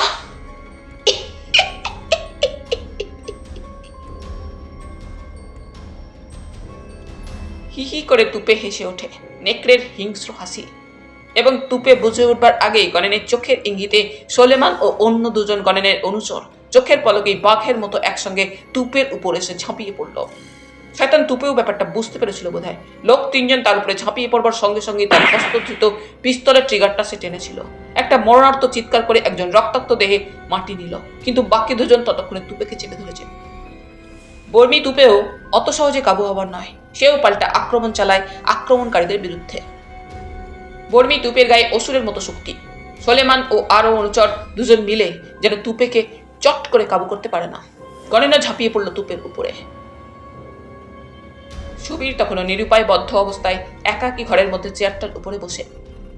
তুপে যা বলে গেল তা যদি সত্যি হয়, তবে এতক্ষণে মিলির কি অবস্থা হয়েছে শয়তান গণেনের হাতে কে জানে। একবার কোনো মতে যদিও মুক্তি পেত তো দেখে নিত ওদের সকলকে একবার, কিন্তু কোনো উপায় নেই, শক্ত দড়িতে আবদ্ধ সে। নিরুপায় আক্রোশে সুবীর বন্দি বাঘের মতো মনে মনে গর্জায় শুধু।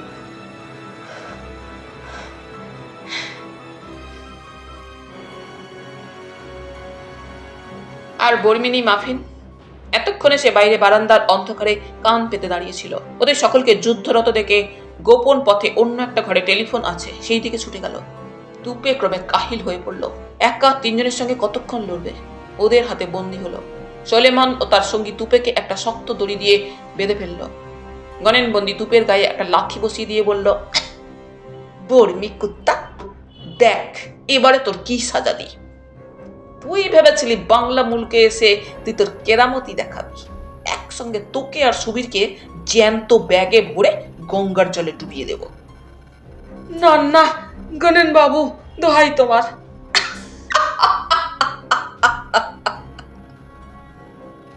করে গণেন পৈশাচিক নিষ্ঠুর হাসি হেসে ওঠে। জলের নিচে শ্বাস বন্ধ হয়ে মরবি। তারপর সোলেমান ও তার সঙ্গীর দিকে ফিরে তাকিয়ে গণেন বলে, সোলেমান, বঙ্কা, তোরা এ ঘরে পাহারা থাক, আমি চট করে একবার ওদিকটা দেখে আসি। মিলির দিকে তাকিয়ে গণেন দেখল মিলি ক্লোরোফর্মের প্রভাবে তখনও নিদ্রিতা। গণেন ঘরের দরজা খুলে বের হয়ে গেল। ঘরের মধ্যে উত্তেজিত কণ্ঠে মাফিন ফোনে কথা বলছিল। Hello, Lalbazar police station. Hello hello. ওপাশতে ফোনে লালবাজার থেকে জবাব এলো, yes, Lalbazar police station speaking. মাফিন বলে, police station, super Subrata Roy আছেন? তাকে বলুন আমি বেলেঘাটা রোড থেকে বলছি, তাকে বিশেষ প্রয়োজন। সুব্রতর কণ্ঠস্বর শোনা গেল, আমি সুব্রত রায় কথা বলছি, কে? সুবীর ঘোষের বেলেঘাটার ওপিয়াম ডেন থেকে আমি মাফিন, মিডনাইট হোটেলের মাফিন কথা বলছি। হ্যাঁ হ্যাঁ, ডক্টর সুইট সরকারের মেয়েকে এরা ধরে এনেছে, সুবীর ঘোষকেও এরা বন্দি করেছে, এক্ষুনি হয়তো তাকে হত্যা করবে। হ্যাঁ হ্যাঁ হ্যাঁ, শিগগির চলে আসুন, গুদামও এইখানেই, পাবেন পাবেন, সব চোরা মালই পাবেন। গণেন এসে কক্ষ মধ্যে প্রবেশ করলো। শেষে সমস্ত কথাগুলোই তার কানে গিয়েছে।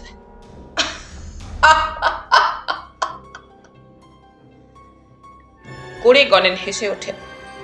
মাফিন গণেনের হাসির শব্দে চমকে ফিরে তাকিয়ে দেখে পশ্চাতে দাঁড়িয়ে গণেন হাতে তার ধরা ছোট একটা পিস্তল। গণেনের দু চোখে মৃত্যু জিঘাংসা। বর্মিনী, সুন্দরী মাফিন, গণেন বলে ওঠে, তুপে আর তোর পেয়ারের সুবীর বাবুর সঙ্গেই তুই যেতে চাস? যেতেই যদি হয়তো যাব, তবে তোমাকেও সঙ্গে নিয়ে যাব। একটু দেরি হয়ে গেছে, পুলিশ এসে পড়লো বলে। মাফিন মৃদু হেসে বলে, ভুল সুন্দরী, ভুল। গণেন বোসের আজ পর্যন্ত জীবনে কোনো কাজেই দেরি হয়নি। তবু যদি আজ তার একটু দেরি হয়েই থাকে, তাহলে তার সে ভুলের মাসুল সে একা দেবে না। বলতে বলতে গণেন তার হস্তধৃত পিস্তলটা শক্ত মুষ্টিতে চেপে ধরে। কিন্তু গণেন কিছু ভালো করে বুঝবার আগেই মাফিন চোখের পলকে তার কোমর থেকে একটা ছোট্ট সাদা হাতির দাঁতের বাঁটওয়ালা ধারালো ছুরি টেনে নেয় এবং বিচিত্র নিষ্ঠুর হাসি হেসে বলে, তা কি আর আমিও জানি না গণেনবাবু? এতকালের পরিচয় আমাদের। তবে আমিও বাঙালি তরুণী নই, বর্মিনী। বর্মিনী মেয়েই দেখেছ গণেনবাবু, কিন্তু বাঘিনী দেখনি। চকিতে হাত তুলে মাফিন তার হাতের ছোড়াটা সজোরে নিক্ষেপ করলো অদূরে দণ্ডায়মান গণেনের দিকে। গণেন চকিতে হেলে পড়া সত্ত্বেও ছোড়াটা আধা আধি প্রায় বাঁ হাতের উপরার্ধে গিয়ে বিদ্ধ হয়ে যায় এবং নিজের অজ্ঞাতেই হাত থেকে পিস্তলটা তার খসে পড়ল।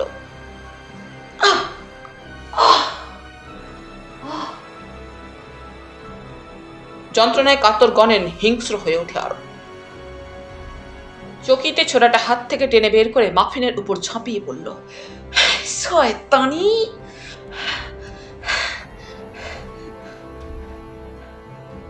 দুজনে দুজনকে জাপটে ধরে মাটিতে গড়িয়ে পড়ে। কিন্তু প্রচন্ড বলশালী গণেনের সঙ্গে মাফিন মেয়ে পারবে কেন?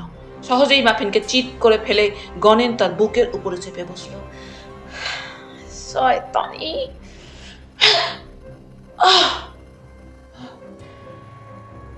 মাটি থেকে ছড়াটা তুলে মাফিনের বক্ষে বসিয়ে দিল গণেন।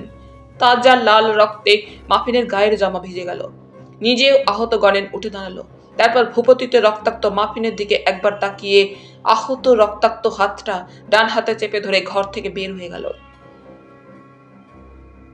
কিছুক্ষণ রক্তাক্ত অবস্থায় মেঝেতে পড়ে থেকে উঠে বসলো মাফিন হাঁপাতে হাঁপাতে।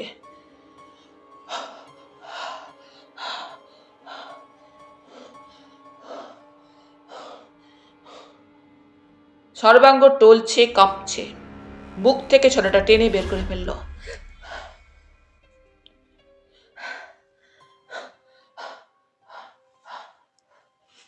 তারপর টলতে টলতে উঠে ঘর থেকে বের হয়ে গেল ছুরিটা হাতে নিয়ে। মাফিনের ফোন পেয়ে সুব্রত ব্যস্ত হয়ে উঠল। টেবিলের উপরে রক্ষিত বেলটা বাজাতেই একজন লাল পাগড়ি ঘরে এসে সেলাম দিয়ে দাঁড়ালো। সার্জেন্ট ডেভিস, জলদি! একটু পরেই সার্জেন্ট ডেভিস ঘরের মধ্যে ঢুকে স্যালুট দিল। সুব্রত বললে, সার্জেন্ট কুইক! জনদশেক আর্মড পুলিশ নিয়ে দুটো জিপে করে এক্ষুনি বের হব। বেলেঘাটায় একটা রেড। সার্জেন্ট চলে গেল।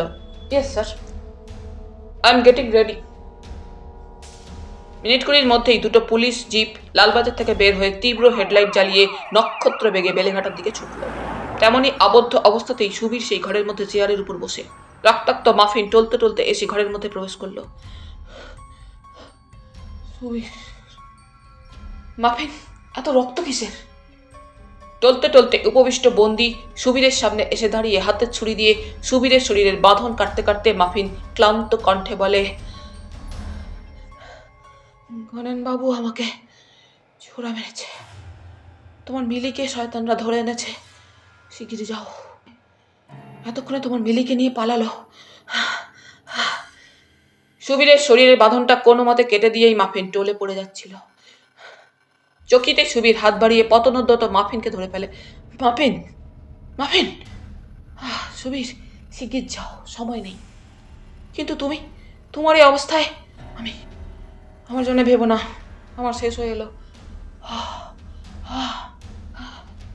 না না মাফিন, তোমাকে এই অবস্থায় ফেলে দিয়ে আমি। সুবীর, যাও, দেরি করো না।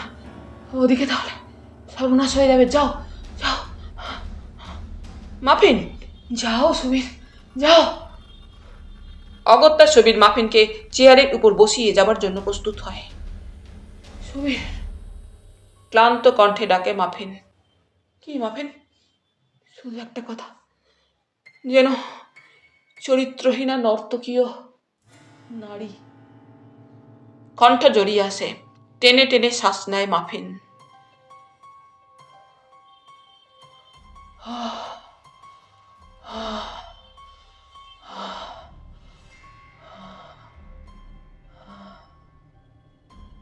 মাফিন, যেন তারা শুধু নিতেই জানে না, দিতেও জানে, দিতেও জানে। মাফিন টলে পড়ে গেল। বাইরে অনেকগুলো জুতোর শব্দ। সার্জেন্ট ডেভিস ও 3 জন আর্মড পুলিশ এসে ঘরে ঢুকলো জুতোর মচমচ শব্দ তুলে। সুবীর আর পালাবার সময় পায় না। সার্জেন্ট নির্দেশ দেয়, মহাবীর সিং, বাবুকে হাত করা লাগাও। সুবীর বন্দী হলো।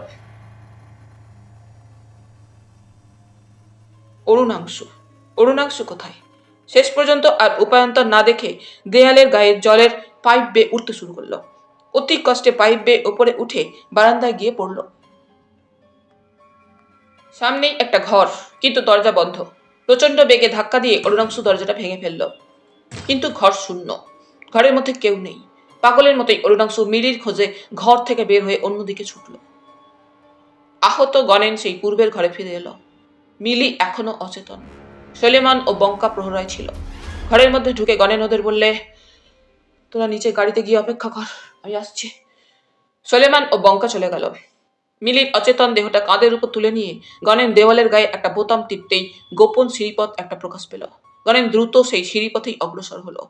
গণেনের প্রস্থানের সঙ্গে সঙ্গেই গোপন পথ ঢাকা পড়ে অদৃশ্য হলো। ঠিক পরের মুহূর্তেই অরুণাংশু ঘরের মধ্যে এসে প্রবেশ করলো। ঘরের এক কোণে একটা টুলের উপরে একটা মোমবাতি জ্বলছে টিম টিম করে। মোমবাতির আলোয় অরুণাংশুর অনুসন্ধানী দৃষ্টি সেই ঘরের চারিদিকে তাকালো। ঘরটা শূন্য, কেউ নেই ঘরে। এক কোণে একটা খাটিয়া, শূন্য, এবং ঘরের মেঝেতে ধুলোয় অনেকগুলো পায়ের ছাপ ইতস্তত বিক্ষিপ্ত। হঠাৎ খাটিয়ার এক পাশে অরুণাংশুর দৃষ্টি নিবদ্ধ হলো এক পাটি ঘাসের চটি, মিলির পায়ের চটি। এগিয়ে গিয়ে অরুণাংশু চটিটা তুলে নিল হাতে। তবে নিশ্চয়ই মিলিকে ওরা এই ঘরে নিয়ে এসেছিল, কিন্তু বারান্দা দিয়ে নিশ্চয়ই কেউ যায়নি।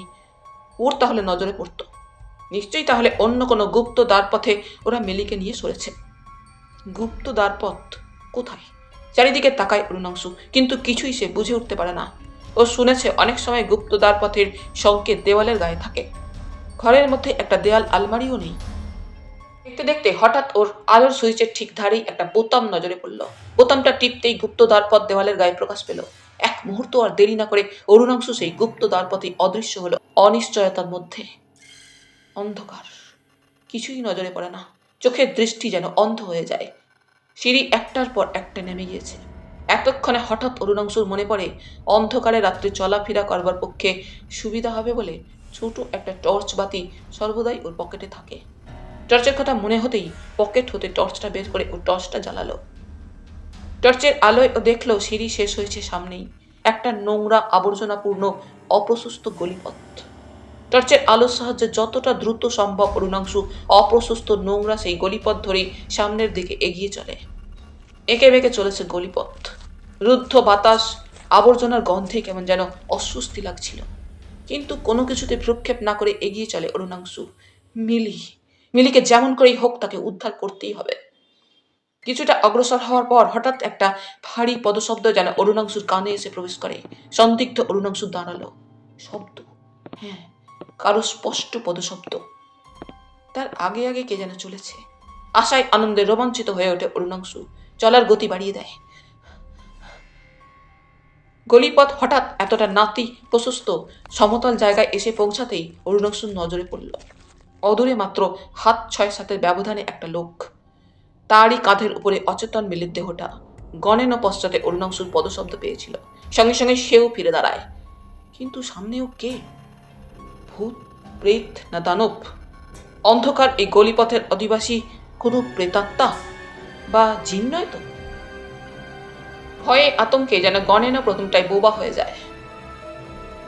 দাঁড়াও! অরুণাংশুর কণ্ঠস্বরে গণেন বুঝতে পারে ভূত বা প্রেত নয়, মানুষই। কিন্তু কি ভয়ঙ্কর চেহারা! এগিয়ে আসে অরুণাংশু পায়ে পায়ে। গণেন কাঁধের উপর থেকে মিলির অচেতন দেহটা মাটিতে নামিয়ে রাখলো। সোজা হয়ে মুখোমুখি দাঁড়ালো গণেন। অগ্নিক্ষরা দৃষ্টিতে নির্নিমেষে তাকিয়ে থাকে গণেন অরুণাংশুর দিকে। অরুণাংশুও দাঁড়ালো। যুদ্ধমান দুটো হিংস্র ব্যাঘ্র যেন পরস্পর পরস্পরের মুখোমুখি হয়েছে। এক্ষুনি পরস্পর পরস্পরকে আক্রমণ করবে। গণের নিঃশব্দে কোমরে গোজা ছোড়াটা বের করবার জন্য কোমরে হাত দেওয়ার চেষ্টা করতেই বাঘের মতো মুহূর্তে ঝাঁপিয়ে পড়ে অরুণাংশু গণেনের উপরে।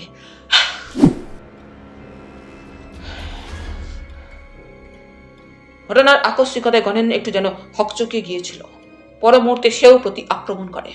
পরস্পরকে সাপটে ধরেছে। দৈহিক শক্তিতে কেউ কারো কম যায় না, কিন্তু গণেন ক্রমে অরুণাংশুর আসরিক শক্তির চাপে হাঁপিয়ে এলিয়ে পড়ে। অরুণাংশু গণেনকে মাটিতে ফেলে তার বুকের উপরে চেপে বসবার চেষ্টা করে, কিন্তু পারে না। গড়াগড়ি করতে করতে দুজনেরই পোশাক ধূলিমলিন ও ছিন্ন ভিন্ন হয়ে যায়। পরস্পর কিল চর ঘুষিতে দুজনেই ক্ষতবিক্ষত।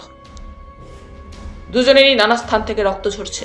তবে গণেনের ছোড়ার আঘাতে বেশি আহত হয় অরুণাংশু। রক্তাক্ত ধূলি ধূসরিত দুজনেরই চেহারা। পরস্পর পরস্পরকে মৃত্যু আঘাত হানতে বদ্ধপরিকর। মুড়িয়া হয়ে ওঠে দুজনেই। ক্রমে অরুণাংশু গণেনকে একসময় মাটিতে চিৎ করে ফেলে দুহাতে প্রাণপণ শক্তিতে গলা টিপে ধরল। নিষ্ঠুর পেছনে গণেনের চোখের তারা দুটো যেন ঠেলে কোটর হতে বের হয়ে আসে। নিষ্ঠুর কঠিন চাপ। নিদারুণ আক্রোশে সত্যি সত্যি অরুণাংশু ওই মুহূর্তে যেন দানবেই পরিণত হয়েছে। ক্রমে শ্বাস বন্ধ হয়ে গণেনের দেহটা স্থির হয়ে গেল। গণেনের নিশ্চিত মৃত্যু হয়েছে জেনে অরুণাংশু হাঁপাতে হাঁপাতে এতক্ষণে গণেনের অসার নিস্পন্দ দেহটা ছেড়ে উঠে দাঁড়ালো। মিলি এখনো অচেতন। ক্লান্ত অবসন্ন অরুণাংশু নিচু হয়ে মিলির অচেতন দেহটা বুকের উপরে তুলে নিল। সর্বাঙ্গে যেন লাগলো একটা চন্দনের স্নিগ্ধ পরশ। মিলির দেহটা যেন এক স্তবক ফুল। ফুলের মতোই নরম মিলির দেহটা বুকের উপরে চেপে ধরে টলতে টলতে অরুণাংশু পূর্বেকার গলিপথ দিয়ে ফিরে চলল। অন্ধকারে পশ্চাতে নির্জন গলিপথে গণেনের মৃতদেহটা পড়ে রইল। চলতে চলতে মিলির দেহটা নড়ে ওঠে। অরুণাংশু বুঝতে পারে মিলির জ্ঞান ফিরে আসছে। এদিকে সুব্রত সেই ঘরের মধ্যে দুজন লাল পাগড়ি নিয়ে এসে প্রবেশ করল, সঙ্গে ধৃত সোলেমান। সেই ঘর, যে ঘরতে গোপন সুড়ঙ্গ পথে গণেন মিলিকে নিয়ে অদৃশ্য হয়েছিল এবং পশ্চাতে অরুণাংশুও তাদের অনুসরণ করেছিল। এই ঘর তো? সোলেমানকে প্রশ্ন করে সুব্রত। হ্যাঁ, এই ঘর। কোথায় সেই সুড়ঙ্গ পথ? সোলেমান এগিয়ে গিয়ে বোতাম টিপতেই দেয়ালের গায়ে সুড়ঙ্গ পথ প্রকাশ পেল এবং সঙ্গে সঙ্গে একটা শব্দ ও নারী কণ্ঠের চিৎকার।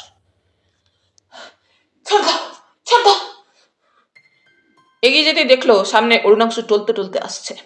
কাঁধের উপরে তার মিলি এবং সে এলোপাথারি অরুণাংশুকে কিল চর মারছে ও চিৎকার করছে। সুব্রত সরে দাঁড়ালো এবং অরুণাংশু মিলিকে নিয়ে ঘরে ঢুকতেই হস্তধৃত পিস্তলটা উঁচিয়ে ধরে বলে, স্টপ, হ্যান্ডস আপ।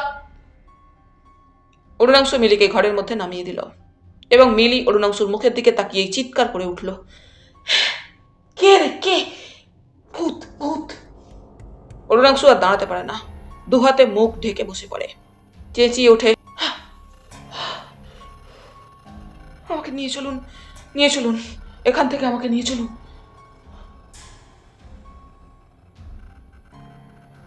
হাসপাতাল।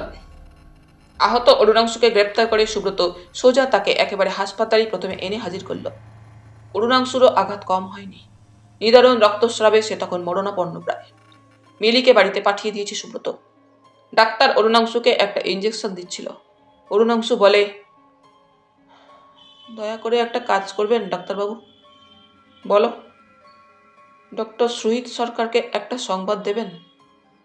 অরুণাংশু তাকে একবার দেখতে চায়। সুব্রত পাশেই দাঁড়িয়েছিল, সেই বললে, এক্ষুনি দিচ্ছে। সুব্রত ফোনে সংবাদ দিল ডক্টর সরকারকে। রাত প্রায় 3:30 সময় ডক্টর সুহিত সরকার হাসপাতালে এসে হাজির হলেন। অরুণাংশু ব্যান্ডেজ বাঁধা অবস্থায় হাসপাতালের খাটে শুয়ে। হে কি, এসব কি অরুণাংশু? আমি যে কিছুই বুঝতে পারছি না। মিলি দেবী ফিরে গিয়েছেন কি? মিলি? কেন, সে তো বাড়িতেই। আশ্চর্য হয়ে যান ডক্টর সরকার। সুব্রতই এবারে জবাব দেয়, ভয় নেই, তাকে বাড়িতে পাঠিয়ে দিয়েছি ডক্টর সরকার। মিলিকে বাড়িতে পাঠিয়ে দিয়েছেন? চলুন, পাশের ঘরে সব আপনাকে বলছি। সুব্রত ডক্টর সরকারকে নিয়ে পাশের ঘরে গেল। সংক্ষেপে সুব্রতর মুখে সব শুনে ডক্টর সরকার বুঝতে পারলেন কি মহা বিপদ থেকেই না তার মেয়ে উদ্ধার পেয়েছে, এবং এও বুঝতে পারেন উদ্ধার করেছে শেষ পর্যন্ত অরুণাংশুই।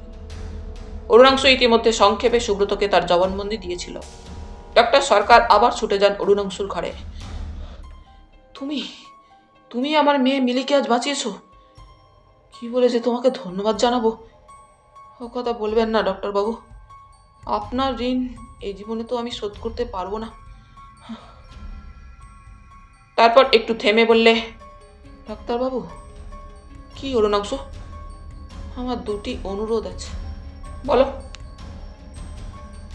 একটা অনুরোধ, মিলি দেবীকে কখনো আমার কথা বলবেন না। কেন অরুণাংশু? না, বলুন বলবেন না। বেশ, তাই হবে। আর অরুণাংশু ইতস্তত করতে থাকে। বলো, আর কি বলতে চাও? আমার মৃত্যুর পর, এখন নয়, আমার মৃত্যুর পর আমার বাবাকে কেবল গোপনে একটা সংবাদ দেবেন। ডক্টর সুহিত সরকারের চোখের কোল দুটো জলে ঝাপসা হয়ে আসে। আমি রাজীবকে এক্ষুনি ফোনে খবর। না না ডাক্তারবাবু, এখন নয়, এখন নয়, আমার মৃত্যুর পর। হাসপাতালে ডক্টর মুখার্জি এগিয়ে এসে বললেন, ওর সঙ্গে বেশি কথা বলবেন না। ডক্টর সরকার অরুণাংশুর নারীর অবস্থা দেখে যদিও নিজেই বুঝতে পেরেছিলেন রোগীর অবস্থা মোটেই আশাপ্রদ নয়, তথাপি ডক্টর মুখার্জিকে ইঙ্গিতে পাশের ঘরে ডেকে নিয়ে গিয়ে প্রশ্ন করেন, ডক্টর মুখার্জি, পেশেন্টের অবস্থা আপনার কিরকম বলে মনে হচ্ছে? আপনিও তো একজন ডাক্তার, আপনি তো নিজেই বুঝতে পারছেন। আমি আর কি বলবো বলুন। আপনাদের ফোনটা কোথায় ডক্টর মুখার্জি? অফিস ঘরে আছে, দেখুন। ডক্টর সুহিত সরকার অফিস ঘরের দিকে এগিয়ে গেলেন। রাত্রি 4:15 সময় ফোনের শব্দে রাজীবের ঘুমটা ভেঙে গেল। বিরক্ত চিত্তে চোখ রগড়াতে রগড়াতে সহ্য থেকে উঠে এগিয়ে গিয়ে ফোনটা তুলে নিলেন। হ্যালো, কে? Yes, Ghosh speaking. ওপাশ হতে জবাব এলো। কে? রাজু, আমি শহীদ। হ্যাঁ হ্যাঁ, এক্ষুনি এক্ষুনি একবার তুমি কি হাসপাতালে আসতে পারবে? হাসপাতালে? ব্যাপার কি হঠাৎ? তার ইচ্ছা ছিল না। সুহিত সরকারের কণ্ঠস্বর আবার ভেসে এলো। কিন্তু আমি কর্তব্য বলেই তোমাকে ফোন করছি। যতদিন বেঁচে ছিল স্বীকার তো করনি। আজ আজ সে মৃত্যুশয্যায়, ইন হিজ লাস্ট বেড, তোমার জীবন আকাশের উল্কা। কে? কে? কে? অরুণ? হ্যাঁ, সেই আনফর্চুনেট। চিৎকার করে প্রতিবাদ জানান রাজীব। না না ভাই, ও কথা আর বলো না। কমলারও পাশের ঘরে ঘুম ভেঙে গিয়েছিল। তিনি সহ্য হতে উঠে স্বামীকে জাগাতে আসছিলেন স্বামীর ঘরে। দরজা বরাবর আসতেই তার কানে স্বামীর কথাগুলো যায়, এবং একান্ত কৌতূহলী হয়ে কমলা ঘরের মধ্যে আর প্রবেশ না করে দোরগোড়াতেই দাঁড়িয়ে স্বামীর কথা শুনতে থাকেন। রাজীব বলছিলেন, উত্তেজনায় তার কণ্ঠস্বর কাঁপছিল। সে আমার জীবনের উল্কা নয় ডাক্তার। আমি আমি তার দুর্ভাগ্যের জন্য সম্পূর্ণ দায়ী। সমস্ত অপরাধী আমার। সে আমার সন্তান, মাই সান। স্বীকার করব, সর্বসমক্ষে উচ্চ কণ্ঠে আমি স্বীকার করব, সে আমারই সন্তান। তাকে আমি মরতে দেব না। আসছি, আমি এক্ষুনি আসছি। কমলা স্বামীর শেষের কথাগুলো শুনে যেন মুহ্যমান হয়ে গিয়েছিলেন, আর অপেক্ষা না করে দ্রুত পদে স্বামীর সামনে এসে দাঁড়ালেন। কার কার সঙ্গে ফোনে কথা বলছিলে তুমি? কার কথা বলছিলে? কে? কে তোমার সন্তান? কাকে তুমি মরতে দেবে না? কমলা। রাজীব স্ত্রীর মুখোমুখি দাঁড়ালেন। তারপর ধীর শান্ত কণ্ঠে বললেন, হ্যাঁ কমলা, কিন্তু কিন্তু আর তো সময় নেই। আমায় এক্ষুনি যেতে হবে। এসে এসে সব তোমায় বলবো। না না, তুমি এক্ষুনি আমায় সব বলো। সে আমারও তোমার প্রথম সন্তান। বলে যেন বিদ্যুৎ স্পৃষ্টার ন্যায় চমকে ওঠেন। কি বলছো তুমি? কে আমাদের প্রথম সন্তান? কে? 25 বছর, 25 বছর আগে। এতদিন আমি তোমায় বলতে পারিনি কমলা, তোমার প্রথম সন্তান। জ্ঞান হবার পর যাকে তুমি মৃত বলে এতকাল জেনে এসেছ, সে মৃত নয়, সে আজও বেঁচে আছে, তোমার আমার প্রথম সন্তান। ওগো, এ তুমি কি বলছো? আমি মনে পড়ে কমলা, সুবীরের জন্মদিনের রাত্রে চোরের মতো যে তোমার ঘরে ঢুকে তোমার পা ধরে কাঁদতে গিয়ে চোর অপবাদে প্রহৃত অপমানিত হয়ে মুখ বুজে রইল, একটি কথাও বললে না, যাকে আমরা সে রাত্রে পুলিশে ধরিয়ে দিয়েছিলাম। তারপর একদিন রাত্রে এই ঘরে রক্তের দাগ দেখে তুমি জানালার কাছে গিয়ে চোর চোর বলে চেঁচিয়ে উঠেছিলে। সে আর কেউ নয়, সেই সেই আমাদের প্রথম সন্তান। চিৎকার করে উঠলেন কমলা। হ্যাঁ, কি বলছো তুমি? হ্যাঁ, সেই হতভাগ্য, কুৎসিত, জন্ম মুহূর্তেই পরিত্যক্ত, অবহেলিত আমাদের প্রথম সন্তান। সেই রাতের পর রাত তোমার পায়ের তলায় মুঠো মুঠো ফুল দিয়ে প্রণাম রেখে গিয়েছে। কমলা, স্বপ্ন নয়, স্বপ্ন নয়, নিষ্ঠুর সত্য। সে অরুণাংশু, গোপনে সে চোরের মতো রাত্রে এ বাড়িতে এসেছে, এতটুকু স্বীকৃতি পাইনি, তবু জানায়নি কোনোদিন এতটুকু নালিশ। সে আজ মৃত্যু শয্যায় কমলা। তাই তাই সুহিত ফোন করেছিল। হুগো, এতদিন এ কথা তুমি আমায় জানাওনি কেন? এ তুমি কি করেছো? এ তুমি কি করেছো? পারিনি, বলতে পারিনি। আমার নিজের কুৎসিত চেহারা যা প্রতি পদে আমায় নিষ্ঠুর ব্যঙ্গ করেছে, সে যখন তার চাইতে কুৎসিত হয়ে জন্মালো, আমার সৃষ্টির উপরে আমিই যেন উন্মাদ হয়ে উঠলাম মুহূর্তে। নিজের কুৎসিত চেহারার জন্য দিনের পর দিন যাচাই করে তোমার ঘরে এনেও যখন আমার সৃষ্টির সমস্ত আশার মূলে ভাগ্যবিধাতা নিদারুণ কুঠারাঘাত করলেন, মুহূর্তে যেন মনে হলো আমি পরাজিত। মনে হলো এরপর আমার ওই কুৎসিত সন্তানের দিকে তাকিয়ে সবাই যেন বলবে, কাকের বাচ্চা কাকি হয়। পারলাম না কমলা, সহ্য করতে পারলাম না। আক্রোশে, লজ্জায়, পরাজয়ে যেন উন্মাদ হয়ে গেলাম। তাই তাই তাকে জন্ম মুহূর্তেই মেরে ফেলতে চেয়েছিলাম।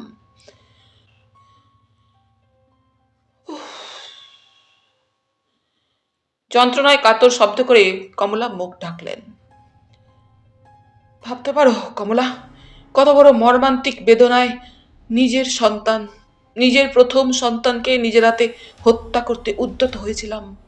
কিন্তু ডাক্তার আমার আবাল্যের সুহৃদ সেই মহাপাপ হতে রক্ষা করলে। আমার কাছ থেকে তাকে সে ছিনিয়ে নিয়ে গেল। তারপর তুমি জ্ঞান ফিরে এলে, জানলে তোমার প্রথম সন্তানটি মৃতই হয়েছিল। কেন কেন তুমি এ কাজ করেছিলে? আমি ভেবেছিলাম তুমি হয়তো তাকে সহ্য করতে পারবে না। আমি সহ্য করতে পারবো না? নিজের সন্তানকে তার মা সহ্য করতে পারবে না? কেন কেন এই কথা তোমার মনে হলো? কেন বুঝলে না আমি তার মা? সে যে আমার এই নারী ছেঁড়া ধন, বুকের রক্তের জিনিস। তুমি কি জানবে কত ব্যথায়, কত নিষ্ঠায় 10 মাস 10 দিন ধরে তিল তিল করে নিজের শরীরের রক্ত দিয়ে তাকে গর্ভে পালন করেছি। ও, এ তুমি কি করেছো? ভুল, মহা ভুল করেছি আমি কমলা।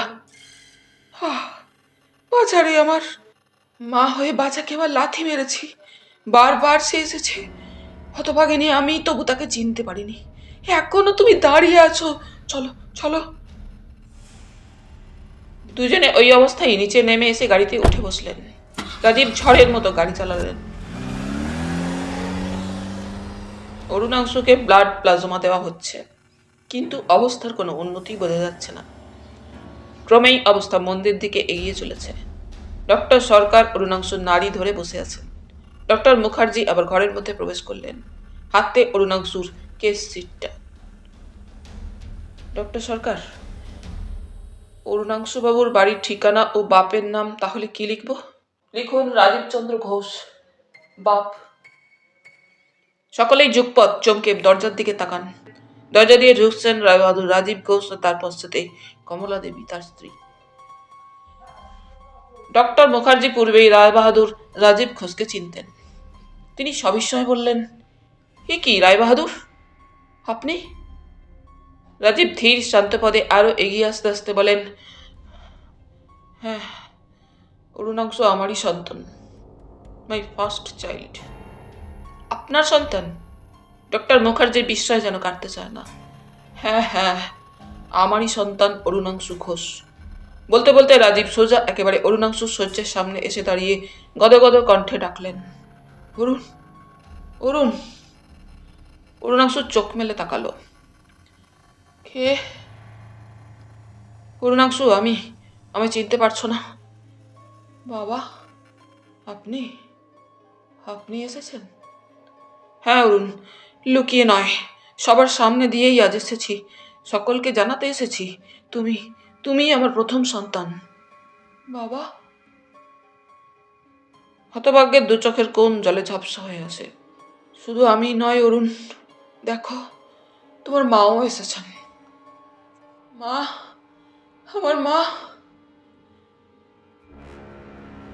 কমলা এগিয়ে এসে হাঁটু গেড়ে বসে দুই ব্যগ্র বাহুর বন্ধনে টেনে নিলেন অরুণাংশুর মাথাটা।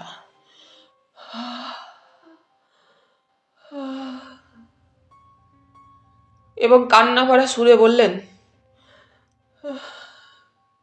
হ্যাঁ বাবা, আমিও এসেছি, তোর হতভাগিনী মা। মা, মা, তুমি সত্যিই এসেছো মা, তুমি সত্যিই এসেছো। হ্যাঁ বাবা, কিন্তু এ কথা তুই আগে আমায় বলিসনি কেন বাবা? কেন তুই সব কথা এতদিন আমায় খুলে বলিসনি? মা, আমার মা, তুমি আমায় ঘৃণা করবে না তো মা? আমার কুৎসিত চেহারা, বাবা আমার। মা, বাবা, এবারে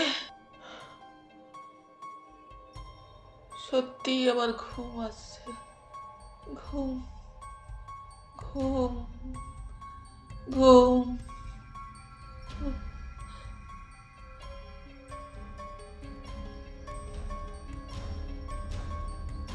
চোখ দুটো অরুণাংশুর বুঝে আসে, মাথাটা এলিয়ে পড়ে উপাধানের এক পাশে। রাজীব ব্যগ্র কণ্ঠে বলেন, কি হলো, কি হলো ডাক্তার? ডাক্তার তাড়াতাড়ি রোগীর নাড়ি পরীক্ষা করেন। সব শেষ। কমলা চিৎকার করে ওঠেন, ওরে না, না, তোকে আমি ঘুমোতে দেব না বাবা, তোকে আমি ঘুমোতে দেব না। ঘুমোস নি, ওরে ঘুমোস। অরুণ, অরুণ।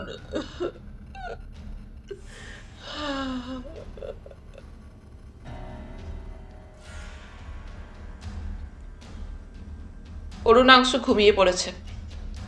রাজীবের জীবন আকাশে 25 বছর আগে উল্কা খসে পড়েছিল। সত্যি সত্যি আজ 25 বছর ধরে এক মুঠো ছাই হয়ে বুঝি নিঃশেষ হয়ে গেল। তাহলে বন্ধুরা, আজ এই পর্যন্তই। গল্প পাঠ তোমাদের ভালো লেগে থাকলে তোমাদের কাছে আবারও অনুরোধ থাকলো, লাইক, শেয়ার এবং সাবস্ক্রাইব করে তোমাদের মূল্যবান মতামত পাঠানোর জন্য। ধন্যবাদ।